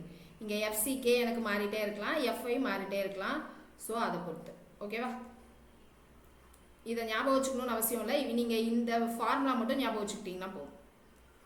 ஸோ இது அவ்வளோ இம்பார்ட்டன்ட் கிடையாது ஓகேவா? இது நம்ம டிரைவ் கூட பண்ணிக்கலாம், பிரச்சனை கிடையாது. ஓகே, M20 Fe250க்கு என்ன வந்துச்சு? 1.754 அப்படின்னு சொல்லியிருக்காங்க. எல்லாருக்கும் வந்துச்சா? 1.754% அப்படின்னு சொல்லியிருக்காங்க. Okay okay. ஸோ இப்போ பீமை பொறுத்த வரைக்கும் பேலன்ஸ்டு செக்ஷனுக்கு நம்ம என்னெல்லாம் பார்த்துட்டோம்? பேலன்ஸ்டு செக்ஷனுக்கு XU மேக்ஸ் என்னன்னு பார்த்துட்டோம். ஸோ அந்த XU மேக்ஸுக்கு கரஸ்பாண்டிங் MU லிமிட் என்ன அப்படின்றத பார்த்துட்டோம். இப்போ அடுத்து அண்டர் ரெயின்ஃபோர்ஸ்டு செக்ஷன் அப்படின்னு சொல்லுவோம். ஸோ அண்டர் ரெயின்ஃபோர்ஸ்டு செக்ஷன் அப்படின்னா என்னென்னா, எனக்கு பேலன்ஸ்டு செக்ஷனாக இருக்கிறதுக்கு எவ்வளோ ஸ்டீல் தேவையோ அதை விட நான் கம்மியான ஸ்டீல் ப்ரொவைட் பண்ணியிருக்கேன் அப்படின்னா அதை தான் நம்ம என்ன சொல்லுவோம்னா அண்டர் ரீஇன்ஃபோர்ஸ்டு செக்ஷன் அப்படின்னு சொல்லுவோம். ஸோ பேலன்ஸ்டு செக்ஷனுக்கு எவ்வளோ ஸ்டீல் தேவைப்படுதோ அதை விட நான் ஸ்டீல் வந்து கம்மியாக ப்ரொவைட் பண்ணியிருக்கேன் அப்படின்னா என்ன நடக்கும்? ஸ்டீல் வந்து சீக்கிரமாக ஃபெயில் ஆகிடும். இல்லை, ஸ்டீல் எனக்கு ஆக்சுவலாக எவ்வளோ தேவையோ அவ்வளோ நான் ப்ரொவைட் பண்ணாமல் கம்மியாக ப்ரொவைட் பண்ணுறேன் அப்படின்னா என்ன நடக்கும்? ஸ்டீல் வந்து ஃபஸ்ட்டு ஃபெயில் ஆகும். இல்லை, ஸோ ஸ்டீல் வந்து ஃபஸ்ட்டு ஃபெயில் ஆகும். ஸோ ஸ்டீல் ஃபஸ்ட்டு ஃபெயில் ஆகிறது நல்லதா கெட்டதா? நல்லது. ஏன்னா அது நமக்கு வார்னிங் சைன் கொடுக்கும். ஏன்னா அந்த ஃபெயிலியர் சடன் ஃபெயிலியர் கிடையாது. ஸோ ஈல்ட் ஆகி ஃபெயில் ஆகும். ஸோ அப்போ இங்கே எப்படி இருக்கும்னா, எனக்கு ஸ்டீல்னால ஃபெயில் நடக்குது. அப்போது நான் அசியூம் பண்ண XU மேக்ஸை விட முன்னாடியே என்ன நடக்கும் அப்படின்னா ஃபெயிலியர் நடந்துடும். சரியா? அப்போது எனக்கு ஒரிஜினல் நியூட்ரல் ஆக்சிஸ் இருக்குல்ல, அது வந்து will be less than XU max. இப்போ நியூட்ரல் ஆக்சிஸ்ன்றது எனக்கு வெயிட் பேஸ் பண்ணி தான் இருக்கும். ஸோ இப்படி தான் வந்து நமக்கு ஸ்ட்ரெயின் இருக்க போகுது. அதாவது ரெண்டுத்துலேயுமே எனக்கு ஈக்குவலாக பேலன்ஸ்டாக ஸ்ட்ரெயின் நடக்க போகுது, காங்க்ரீட்டோ ஸ்டீலோ எல்லாத்துலேயும். ஸோ அங்கே தான் நம்ம இதை என்னன்னு சொன்னோம், XU மேக்ஸ் அப்படின்னு சொன்னோம். பேலன்ஸ்டாக எனக்கு காங்க்ரீட்டும் ஸ்டீலும் இருக்க போகுது. இப்போது அடுத்ததில் நான் என்ன பண்ணுறேன் அப்படின்னா ஸ்டீலு கம்மியாக கொடுக்குறேன். அப்போது இதை விட என்ன நடக்கும் அப்படின்னா எனக்கு செக்ஷன் வந்து முன்னாடியே ஃபெயில் ஆகிடும். ஸோ முன்னாடியே ஃபெயில் ஆகும். நான் பிளான் பண்ணது இங்கே ஃபெயில் ஆகும் தான், அதாவது XU மேக்ஸ் இவ்வளோன்னு எனக்கு முன்னாடியே இங்கேயே ஃபெயில் ஆகிடும். ஸோ அப்போ இங்கேயே ஃபெயில் ஆகுது அப்படின்னா என்ன நடக்குது, இங்கே இதுதான் நம்மளுடைய XU. நான் பிளான் பண்ண இந்த மேக்ஸிமமை விட முன்னாடியே ஃபெயில் ஆயிடுது, இந்த டிஸ்டன்ஸ்லேயே ஃபெயில் ஆகிடுது. அப்போ இங்கே என்னுடைய XU வந்து லெஸ் தேன் XU மேக்ஸ். அப்போ இங்கே ஃபெயிலியர் எனக்கு எதால் நடக்குது, ஸ்டீலால் நடக்குது. அப்போ மொமெண்ட் ஆஃப் ரெசிஸ்டன்ஸ் போடுறப்போ என்ன போடணும் அப்படின்னா tensile force into lever arm அப்படின்னு போடணும். ஸோ டென்சைல் ஃபோர்ஸ் என்னது 0.87 FYAST into D minus 0.42 XU அப்படின்னு போடணும். இங்கே எனக்கு XU போடணுமா XU மேக்ஸ் போடணுமா அப்படின்னு கேட்டிங்கன்னா எனக்கு XUவில் ஃபெயில் ஆயிருது. அப்போ நான் இங்கே என்ன தான் போடணும்னா XU வேல்யூ தான் போடணும், XU மேக்ஸ் வேல்யூ போடக்கூடாது. சரியா, இங்கே நம்ம நோட் பண்ண வேண்டியது இந்த ரெண்டு விஷயம் தான். நான் இங்கே XU வேல்யூ யூஸ் பண்ணணுமா XU மேக்ஸ் யூஸ் பண்ணணுமான்னு கேட்டால் எனக்கு XU மேக்ஸ் யூஸ் பண்ணக்கூடாது. இப்போ மேலே நம்ம கண்டுபிடிச்சோம்ல XU max by D value 0.534846ன்னு. ஸோ அதை நம்ம எதுவுமே ஸ்ட்ரைட்டாக அப்ளை பண்ண முடியாது. ஸோ அப்போ XUவை தனியாக கண்டுபிடிக்கணும். எப்படி கண்டுபிடிக்கணும், C ஈக்குவல் டு T அப்படின்னு போட்டு XU கண்டுபிடிக்கணும். அப்படி வந்த XUவை தான் நம்ம என்ன பண்ணணும், இந்த மொமெண்ட் ஆஃப் ரெசிஸ்டன்ஸ்க்கு அப்ளை பண்ணி கண்டுபிடிக்கணும். இங்கே அண்டர் ரெயின்ஃபோர்ஸ் செக்ஷனில் எனக்கு என்னது ஈல்டு நடக்குது, வார்னிங் நடக்குது, ஸ்டீலு ஃபஸ்ட்டு ஃபெயில் ஆகுது. ஸோ இங்கே எனக்கு neutral axis, actual neutral axis என்னது will be less than critical neutral axis இல்லை லிமிட்டிங் நியூட்ரல் ஆக்சிஸ். இப்போ அதுவே ஓவர் ரெயின்ஃபோர்ஸ்டு செக்ஷன் அப்படின்னு எடுத்துக்கிட்டோன்னா நான் ஸ்டீல் வந்து தேவைப்படுறத விட நிறைய ப்ரொவைட் பண்ணிட்டேன். அப்போ என்ன நடக்கும், எனக்கு காங்க்ரீட்டில் தான் ஃபெயிலியர் நடக்கும், ஸ்டீலு ஃபெயிலே ஆகாது, காங்க்ரீட்டில் ஃபெயிலியர் நடக்கும். காங்க்ரீட் ஃபெயிலியர் எனக்கு எப்பயுமே பிரிட்டில் சடன் ஃபெயிலியர் நடக்கும். ஸோ சடனாக நடந்துடும். இங்கே எனக்கு XU எப்படி இருக்கும் அப்படின்னா காங்க்ரீட்டில் தான் ஃபெயிலியர் நடக்குது இல்லை, ஸோ ஸ்டீல் வந்து ஸ்ட்ராங்காக இருக்குது. அப்போது இதுதான் என்னுடைய XU மேக்ஸ் அப்படின்னா அதை தாண்டி ரொம்ப தூரம் கழித்து வந்ததுக்கப்புறம் தான் நமக்கு என்ன நடக்கும் அப்படின்னா ஃபெயிலியர் நடக்கும். ஸோ அப்போ எனக்கு actual neutral axis will be greater than XU max. ஓகேவா, ஸ்டீல் வந்து நமக்கு நிறைய எடுத்துக்கும், நிறைய ப்ரொவைட் பண்ணதுனால என்ன பண்ணும் அப்படின்னா நிறைய ஸ்ட்ரெஸ் எடுத்துக்கும். ஸோ அவ்வளோ சீக்கிரம் நம்ம பிளான் பண்ண மாதிரி அந்த லிமிட்டிங்லேயே ஃபெயில் ஆகாது, ரொம்ப நேரம் கழிச்சு தான் ஃபெயில் ஆகும். ஸோ அப்போ எனக்கு இங்கே XU ஆக்சுவல் நியூட்ரல் ஆக்சிஸ் ஜாஸ்தியாக இருக்கும் compared to XU max. But ஆனால் இது பிரிட்டில் ஃபெயிலியர், அதனால நம்ம என்ன பண்ண மாட்டோம் அப்படின்னா எனக்கு இந்த ஆக்சுவல் நியூட்ரல் ஆக்சிஸ் வர்ற வரைக்கும் நான் வெயிட் பண்ணிட்டு இருக்க மாட்டேன். ஓவர் ரெயின்ஃபோர்ஸ்டு செக்ஷன் நம்ம பேசிக்காக டிசைன் பண்ண மாட்டோம். இன்கேஸ் டிசைன் பண்ணுறோம் அப்படின்னா நம்ம என்ன பண்ணுவோம்னா நான் இங்கே XU எடுத்துக்க மாட்டேன், XU மேக்ஸ் தான் எடுத்துப்பேன். ஓகேவா, XU மேக்ஸ் என்ன வருதோ எனக்கு இந்த XU வரைக்கும் வரக்கூடிய அந்த லிமிட் மொமெண்ட் ஆஃப் ரெசிஸ்டன்ஸ் அவ்வளோ வருது அப்படின்னு சொல்லிட்டு எக்ஸ்ட்ரா லோடு வச்சு நான் டிசைன் பண்ண மாட்டேன். என்னுடைய செக்ஷனை ஓவர் ரெயின்ஃபோர்ஸ்லேருந்து பேலன்ஸ்டு செக்ஷனாக லிமிட் பண்ணிவிட்டு நான் என்ன பண்ணுவேன் அப்படின்னா டிசைன் பண்ணுவேன். சரியா, அப்போது நான் மொமெண்ட் ஆஃப் ரெசிஸ்டன்ஸில் இங்கே என்ன போடணும், நான் இதை பேலன்ஸ்டு செக்ஷனாக தான் டிசைன் பண்ண போகிறேன். ஸோ அப்போ இங்கே கம்ப்ரசிவ் ஃபோர்ஸ் இன்ட்டு லீவர் ஆர்மும் போடலாம், இல்லை டென்சைல் ஃபோர்ஸ் இன்ட்டு லீவர் ஆர்மும் போடலாம். பட் லீவர் ஆர்மில் நான் போடக்கூடியது XU மேக்ஸ் தான், அதாவது D மைனஸ் 0.42 XU மேக்ஸ் தான், XU யூஸ் பண்ணக்கூடாது. ஓகேவா, ஸோ XU மேக்ஸ் ரெண்டுமே இருக்குது. இந்த ரெண்டு வேல்யூவில் எது மினிமமாக இருக்கோ அதுதான் யூஸ் பண்ணணும் அப்படின்னு ஞாபகம் வச்சுக்கோங்க. XU மேக்ஸ் ரெண்டுமே இருக்குது, எல்லா சம்லையும் ரெண்டுமே கண்டுபிடிக்கிறோன்னு வச்சுக்கோங்க. அது ரெண்டில் எது மினிமமாக இருக்கோ அதுதான் நம்ம எல்லா இடத்துலையும் யூஸ் பண்ண போகிறோம். ஓகே, எனக்கு ஓவர் ரெயின்ஃபோர்ஸ்டு செக்ஷனில் காங்க்ரீட் வந்து ஃபஸ்ட்டு ஃபெயில் ஆகுது. ஸோ நான் இங்கே C இன்ட்டு லீவர் ஆர்ம்னு போட்டாலும் இல்லை T இன்ட்டு லீவர் ஆர்ம்னு போட்டாலும் லீவர் ஆர்மில் நான் சப்ஸ்டியூட் பண்ண போகிற XU வந்து XU மேக்ஸ் தான். ஆக்சுவல் நியூட்ரல் ஆக்சிஸ் வரைக்கும் நான் கொண்டு போக போகிறது கிடையாது.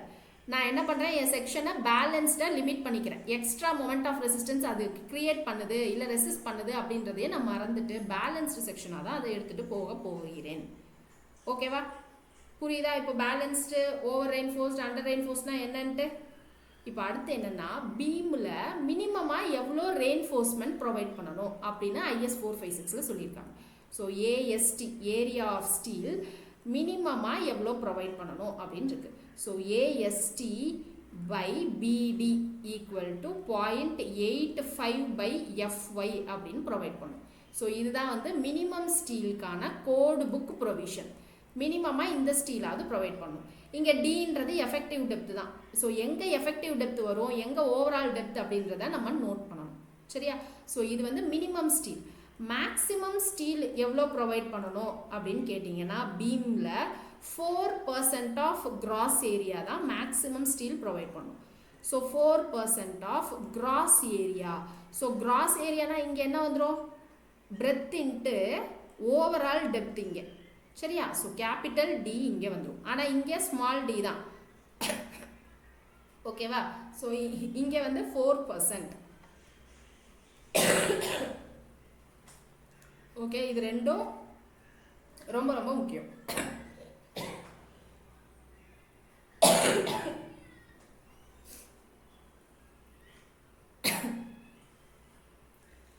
அடுத்து பீமில் நம்ம ப்ரொவைட் பண்ண போகிற ரெயின்ஃபோர்ஸ்மெண்ட்டோடைய ஸ்பேஸிங் எப்படி இருக்கக்கூடாது அப்படின்னா எனக்கு 300 mm விட எக்ஸீட் ஆகக்கூடாது.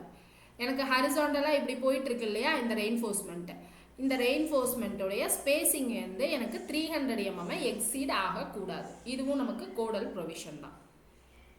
ஓகேவா? எனக்கு அது மாதிரி அந்த ஹரிசாண்டல் ரெயின்ஃபோர்ஸ்மெண்ட் ப்ரொவைட் பண்ணணும் அப்படின்னாலும் அதுக்கு தனியாக வந்து ஹரிசாண்டல் ஸ்பேஸிங் இருக்குது.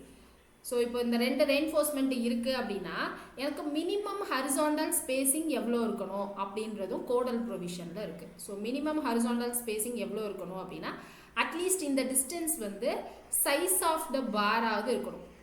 ஓகேவா? அட்லீஸ்ட் அந்த டிஸ்டன்ஸ் வந்து எனக்கு என்ன இருக்கணும், டயா ஆஃப் த பாராக இருக்கணும். Minimum horizontal spacing. இப்போ நான் வந்து வெவ்வேறு டயா யூஸ் பண்ணுறேன், வேறு வேறு டிஃப்ரெண்ட் டயமீட்டர் யூஸ் பண்ணுறேன் அப்படின்னா எனக்கு அட்லீஸ்ட் அந்த டிஸ்டன்ஸ் வந்து கிரேட்டஸ்ட் டயமீட்டர் ஆஃப் த பாராக இருக்கணும். கிரேட்டஸ்ட் டயா ஆஃப் த பாராக இருக்கணும். ஓகேவா? ஸோ எனக்கு டயமீட்டர் ஆஃப் த பார் பிரச்சனை இல்லை. ஒரு சில இடத்துல நான் கோர்ஸ் அக்ரிகேட் பெருசாக யூஸ் பண்ணுறேன் அப்படின்னா இந்த கண்டிஷனையும் செக் பண்ணணும். எப்படி இருக்கணும், எனக்கு அந்த மினிமம் ஹரிசாண்டல் ஸ்பேஸிங் வந்து 5 mm plus maximum size of coarse அக்ரிகேட்டாக இருக்கணும் அந்த ஹரிசாண்டல் ஸ்பேஸிங். ஓகேவா? ஸோ இதில் எனக்கு எது மேக்ஸிமமாக இருக்கோ அதுதான் யூஸ் பண்ணணும் இந்த 3 கண்டிஷனில்.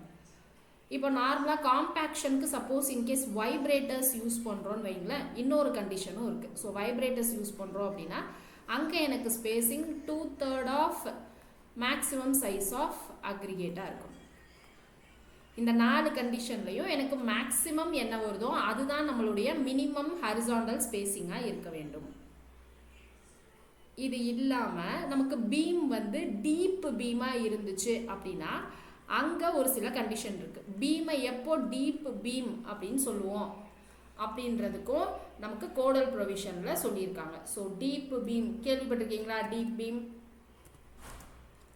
ஸோ டீப் பீம் எந்த கேஸில் ஃபஸ்ட்டு அதை நம்ம டீப் பீம் அப்படின்னு சொல்லுவோம், யாருக்கா தெரியுமா? ஸோ டீப் பீம்னு எப்போ சொல்லுவோம், டெப்த்து வந்து 750 mm விட ஜாஸ்தியாக இருந்துச்சுன்னா அதை தான் நம்ம என்ன சொல்லுவோம்னா டீப் பீம் அப்படின்னு சொல்லுவோம். ஓகேவா? இப்போ நான் வந்து பிடி டிசைன் பண்ணுறேன் இல்லையா, ஸோ வந்து என்னுடைய width of the beam depth of the beam design பண்ணுறேன். எனக்கு இந்த overall depth of the beam greater than 750 mm இருந்துச்சுன்னா அதை டீப் பீம் அப்படின்னு சொல்லுவோம். ஸோ அங்கே என்ன பண்ணுவோம்னா இங்கே டெப்த் ரொம்ப ஜாஸ்தி ஆயிடுச்சு அப்படின்னா என்ன நடக்கும், பக்லிங்லாம் நடக்கும்ல. ஸோ அதனால என்ன பண்ணுவோம் அப்படின்னா லேட்ரல் பக்லிங் நடக்கும். ஸோ அதனால அங்கே என்ன பண்ணுவோம் அப்படின்னா எக்ஸ்ட்ராவாக நான் என்ன பண்ணுவேன்னா ஸ்கின் ரெயின்ஃபோர்ஸ்மெண்ட் அப்படின்னு சொல்லுவோம் அதை. ஸோ அங்கே சைடு ஃபேஸ் ரெயின்ஃபோர்ஸ்மெண்ட் அப்படி இல்லைன்னா ஸ்கின் ரெயின்ஃபோர்ஸ்மெண்ட் ப்ரொவைட் பண்ணுவோம். சைடு ஃபேஸ் ரெயின்ஃபோர்ஸ்மெண்ட் இல்லை ஸ்கின் ரெயின்ஃபோர்ஸ்மெண்ட் எப்போ ப்ரொவைட் பண்ணுவோம், எனக்கு இந்த டெப்த்து 750 mm விட கிரேட்டராக இருக்கிறப்போ. அது எவ்வளோ ப்ரொவைட் பண்ணணும் அப்படின்றது கோடல் ப்ரொவிஷனில் இருக்குது. ஸோ எவ்வளோ ப்ரொவைட் பண்ணணும் அப்படின்னா side face reinforcement. So side face reinforcement எவ்வளோ ப்ரொவைட் பண்ணணும் அப்படின்னா 0.1% ஆஃப் கிராஸ் ஏரியா ப்ரொவைட் பண்ணும். ரெக்டாங்குலர் பீம்னா கிராஸ் ஏரியா என்ன வந்துடும், A G equal to B into capital டின்னு வந்துடும். இதுவே டி பீமாக இருக்குன்னு வச்சுக்கோங்க, அங்கே கிராஸ் ஏரியா என்ன அப்படின்னு பார்த்தீங்கன்னா வெப்போடைய ஏரியா. வெப்புனா என்னது, இப்போ டி பீம் அப்படின்னு இருக்கு அப்படின்னா இங்கே வெப் எது, இதை ஃப்ளாஞ்ச் அப்படின்னு சொல்லுவோமா. ஸோ இது வந்து வெப்பு, இந்த வெப்போடைய ஏரியா எடுத்துக்கணும். ஓகேவா, இந்த ஏஜின்றது எனக்கு ரெக்டாங்குலர் பீம்னா பி இன்ட்டு கேபிட்டல் டி. எனக்கு இதுவே டி பீம் எல் பீமாக இருந்தது அப்படின்னா என்னென்னா வெப்போடைய ஏரியா எடுத்துக்கணும். இங்கேயும் ஸ்பேசிங் எனக்கு should not exceed 300 mm cross section, sorry centre to centre spacing. ஓகேவா, ஸோ இந்த கொஷின் நமக்கு அடிக்கடி கேட்பாங்க, எந்த பீம் வந்து டி பீம், ஸோ எவ்வளோ டெப்த்து கிராஸ் ஆச்சு அப்படின்னா இருக்கும். எனக்கு இதே கண்டிஷனில் ட்விஸ்டிங் அக்கர் ஆச்சு அப்படின்னா அங்கே டெப்த் ஆஃப் த பீம் வேறையாக இருக்கும். ஸோ அது நான் வந்து அங்கே காலம் வரப்போ திரும்ப சொல்கிறேன். இப்போ இங்கே வந்து பீம்ஸில் டி பீம்னு எப்போ சொல்லுவோம், எனக்கு டெப்த் கிரேட்டர் தென் 750 இருந்தால் என்ன பண்ணணும், சைடு ஃபேஸ் ரெயின்ஃபோர்ஸ்மெண்ட் இல்லை ஸ்கின் ரெயின்ஃபோர்ஸ்மெண்ட் ப்ரொவைட் பண்ணணும். எவ்வளோ ப்ரொவைட் பண்ணணும், 0.1% ஆஃப் கிராஸ் ஏரியா, அப்படி இல்லைனா வெப் ஏரியா. ஓகேவா, ஸோ இதெல்லாம் பேசிக்கு. ஸோ இப்போது டீப் பீமுக்கு ஒரு சில கண்டிஷன் இருக்குது. இப்போ டீப் பீம் நம்ம டிசைன் பண்ண போகிறோம் அப்படின்னா அதுக்கு ratio of effective span to overall depth L/D ratio இருக்குது பாருங்கள். ஸோ அது எப்பயுமே எப்படி தான் இருக்கணும் அப்படின்னா L/D ரேஷியோ கேபிட்டல் டி. ஓகேவா, எஃபெக்டிவ் ஸ்பேன்னா என்னது, எஃபெக்டிவ் ஸ்பேன்னா இப்போ எனக்கு இங்கே வந்து காலம் இல்லை வால் இருக்குன்னு வச்சுக்கலாம். ஓகேவா, ஸோ இங்கே தான் என்னுடைய பீம் இருக்குது. ஸோ இப்போது இதை இந்த ஸ்ட்ரெயிட்டாக எக்ஸாக்டாக இருக்கிற இந்த இன்பிட்வீன் டிஸ்டன்ஸை நம்ம என்ன சொல்லுவோம்னா கிளியர் ஸ்பேன் அப்படின்னு சொல்லுவோம். ஸோ எஃபெக்டிவ் ஸ்பேனுன்றது எனக்கு இந்த சென்டர் டு சென்டர் டிஸ்டன்ஸை தான் எஃபெக்டிவ் ஸ்பேன் அப்படின்னு சொல்லுவோம்.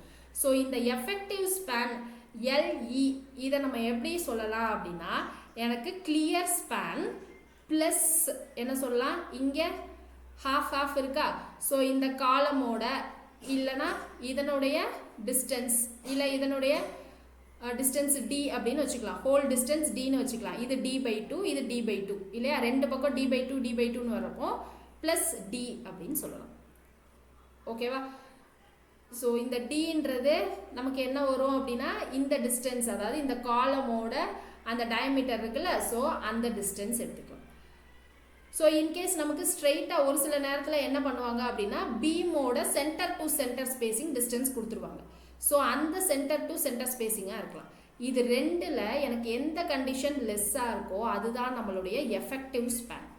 இது வந்து சிம்பிளி சப்போர்ட்டட் பீமுக்கு. ஓகேவா, இது இந்த சீன்றது என்னன்னா பீமோடைய சென்டர் டு சென்டர் ஸ்பேன் கொடுத்துருவாங்க ஒரு சில நேரத்தில். ஸோ அதுதான் சீன் மென்ஷன் பண்ணியிருக்கேன். எனக்கு சப்போஸ் கிளியர் ஸ்பேன் கொடுத்துருந்தாங்க அப்படின்னா நம்ம எஃபெக்டிவ் ஸ்பேன் கண்டுபிடிக்கிறதுக்கு என்ன பண்ணுவோம் அப்படின்னா இந்த காலமோட இந்த டிஸ்டன்ஸை ஆட் பண்ணிப்போம். ஸோ இந்த ரெண்டுமே சப்போஸ் நமக்கு கொஷினில் ப்ரொவைட் பண்ணியிருந்தாங்கன்னா எனக்கு இந்த ரெண்டையுமே கண்டுபிடிச்சி எது லெஸ்ஸாக இருக்கோ அதுதான் நம்மளுடைய எஃபெக்டிவ் ஸ்பேனாக எடுத்துக்கணும். இது இம்பார்ட்டண்ட், ஞாபகம் வச்சுக்கோங்க. ஏன்னா நமக்கு கொஷினில் என்ன பண்ணுவாங்கன்னா இந்த டைமென்ஷனும் கொடுத்துருவாங்க, இந்த பிரிக் வாலா இல்லை காலமோ அதோட டைமென்ஷனும் கொடுத்துட்டு எனக்கு சென்டர் டு சென்டர் ஸ்பேசிங் டைமென்ஷனும் கொடுத்துருவாங்க. அப்போ ரெண்டு கண்டிஷன்லையும் நான் எஃபெக்டிவ் ஸ்பேன் என்னன்னு எடுத்துக்கணும். எடுத்துட்டு எது லெஸ்ஸாக இருக்கோ அதை தான் நம்ம கன்சிடர் பண்ணணும். இது சிம்பிளி சப்போர்ட்டட் பீமுக்கு. இன்கேஸ் கேன்டிலெவராக இருக்குன்னு வைங்க. ஸோ கேன்டிலெவராக இருந்துச்சு அப்படின்னா இப்படி தானே போகும், அதாவது இந்த பீம் இப்படியும் வரும் இல்லை. ஸோ இந்த இடத்துல எனக்கு என்ன அப்படின்னா இந்த டிஸ்டன்ஸை கிளியர் ஸ்பேன் LC அப்படின்னு சொல்லுவோம். எஃபெக்டிவ் ஸ்பேன் வந்து இந்த சென்டர்ல இருந்து இங்கே வரைக்கும் இருக்கிறதா எஃபெக்டிவ் ஸ்பேன் அப்படின்னு சொல்லுவோம். So effective span LE equal to LC plus இந்த டிஸ்டன்ஸில் பாதி தான் இல்லை, ஸோ D/2. ஓகேவா, ஸோ D/2 இதுதான் எனக்கு என்னது அப்படின்னா கேன்டிலெவர் பீமோடைய எஃபெக்டிவ் ஸ்பேன். எனக்கு இந்த effective span to overall depth ratio அதை பற்றி தான் இங்கே பேசியிருக்காங்க. So effective span to overall depth ratio எனக்கு லெஸ் தேன் 2 இருந்துச்சு அப்படின்னா அதை நம்ம சிம்பிளி சப்போர்ட்டட் பீமாக டிசைன் பண்ணணும். இது டீப் பீமை பொறுத்த வரைக்கும் சரியா. அல்லது சிம்பிளி சப்போர்ட்டட் பீமுக்கு எனக்கு சிம்பிளி சப்போர்ட்டட் டீப் பீமுக்கு எனக்கு L/D ரேஷியோ என்னவா இருக்கணும் அப்படின்னு கொஷின் வரும். ஓகே, லெஸ் தேன் 2 அப்படின்னு இருந்ததுன்னா சிம்பிளி சப்போர்ட்டட் டீப் பீம். இப்போ எனக்கு கண்டினியூஸ் டீப் பீமுக்கு L/D ரேஷியோ என்ன அப்படின்னு கொஷின் வரும். ஸோ L/D ரேஷியோ என்னது லெஸ் தேன் 2.5 அப்படின்னு வரும் சரியா? ஸோ இப்போ கேன்டிலெவர் பீமா டிசைன் பண்ணுமா, இல்லை சிம்பிளி சப்போர்ட்டட் பீமா, இல்லைன்னா கண்டினியூஸ் பீமா டிசைன் பண்ணுமா அப்படின்றதும் எனக்கு L/D ரேஷியோ வச்சு தான் நம்ம வந்து டிசைன் பண்ணுவோம். ஸோ அந்த L/D ரேஷியோ கேன்டிலெவருக்கு 7, சிம்பிளி சப்போர்ட்டடுக்கு 20, கண்டினியூஸ்க்கு 26. இதுவும் எங்கே இருக்குது அப்படின்னா கோட் புக்கில் இருக்குது. ஒரே ஒரு நிமிஷம். ஓகே, இங்கே இருக்குது பாருங்கள். எனக்கு இந்த டெஃப்ளெக்ஷன் லிமிட்டுக்காக பேஸ் பண்ணி கொடுத்துருப்பாங்க. அதாவது எனக்கு L/D ரேஷியோ எனக்கு 7க்குள்ளே இருக்கணும். இங்கே வந்து ஜென்ரலாக ஸ்பேன் டு எஃபெக்டிவ் டெப்த் தான் சொல்லியிருக்காங்க. அங்கே என்ன சொல்லியிருந்தாங்க, எஃபெக்டிவ் ஸ்பேன் டு ஓவரால் டெப்த்துன்னு சொல்லியிருந்தாங்க. எந்த ரேஷியோன்னு தெளிவாக பார்த்து வச்சுக்கோங்க.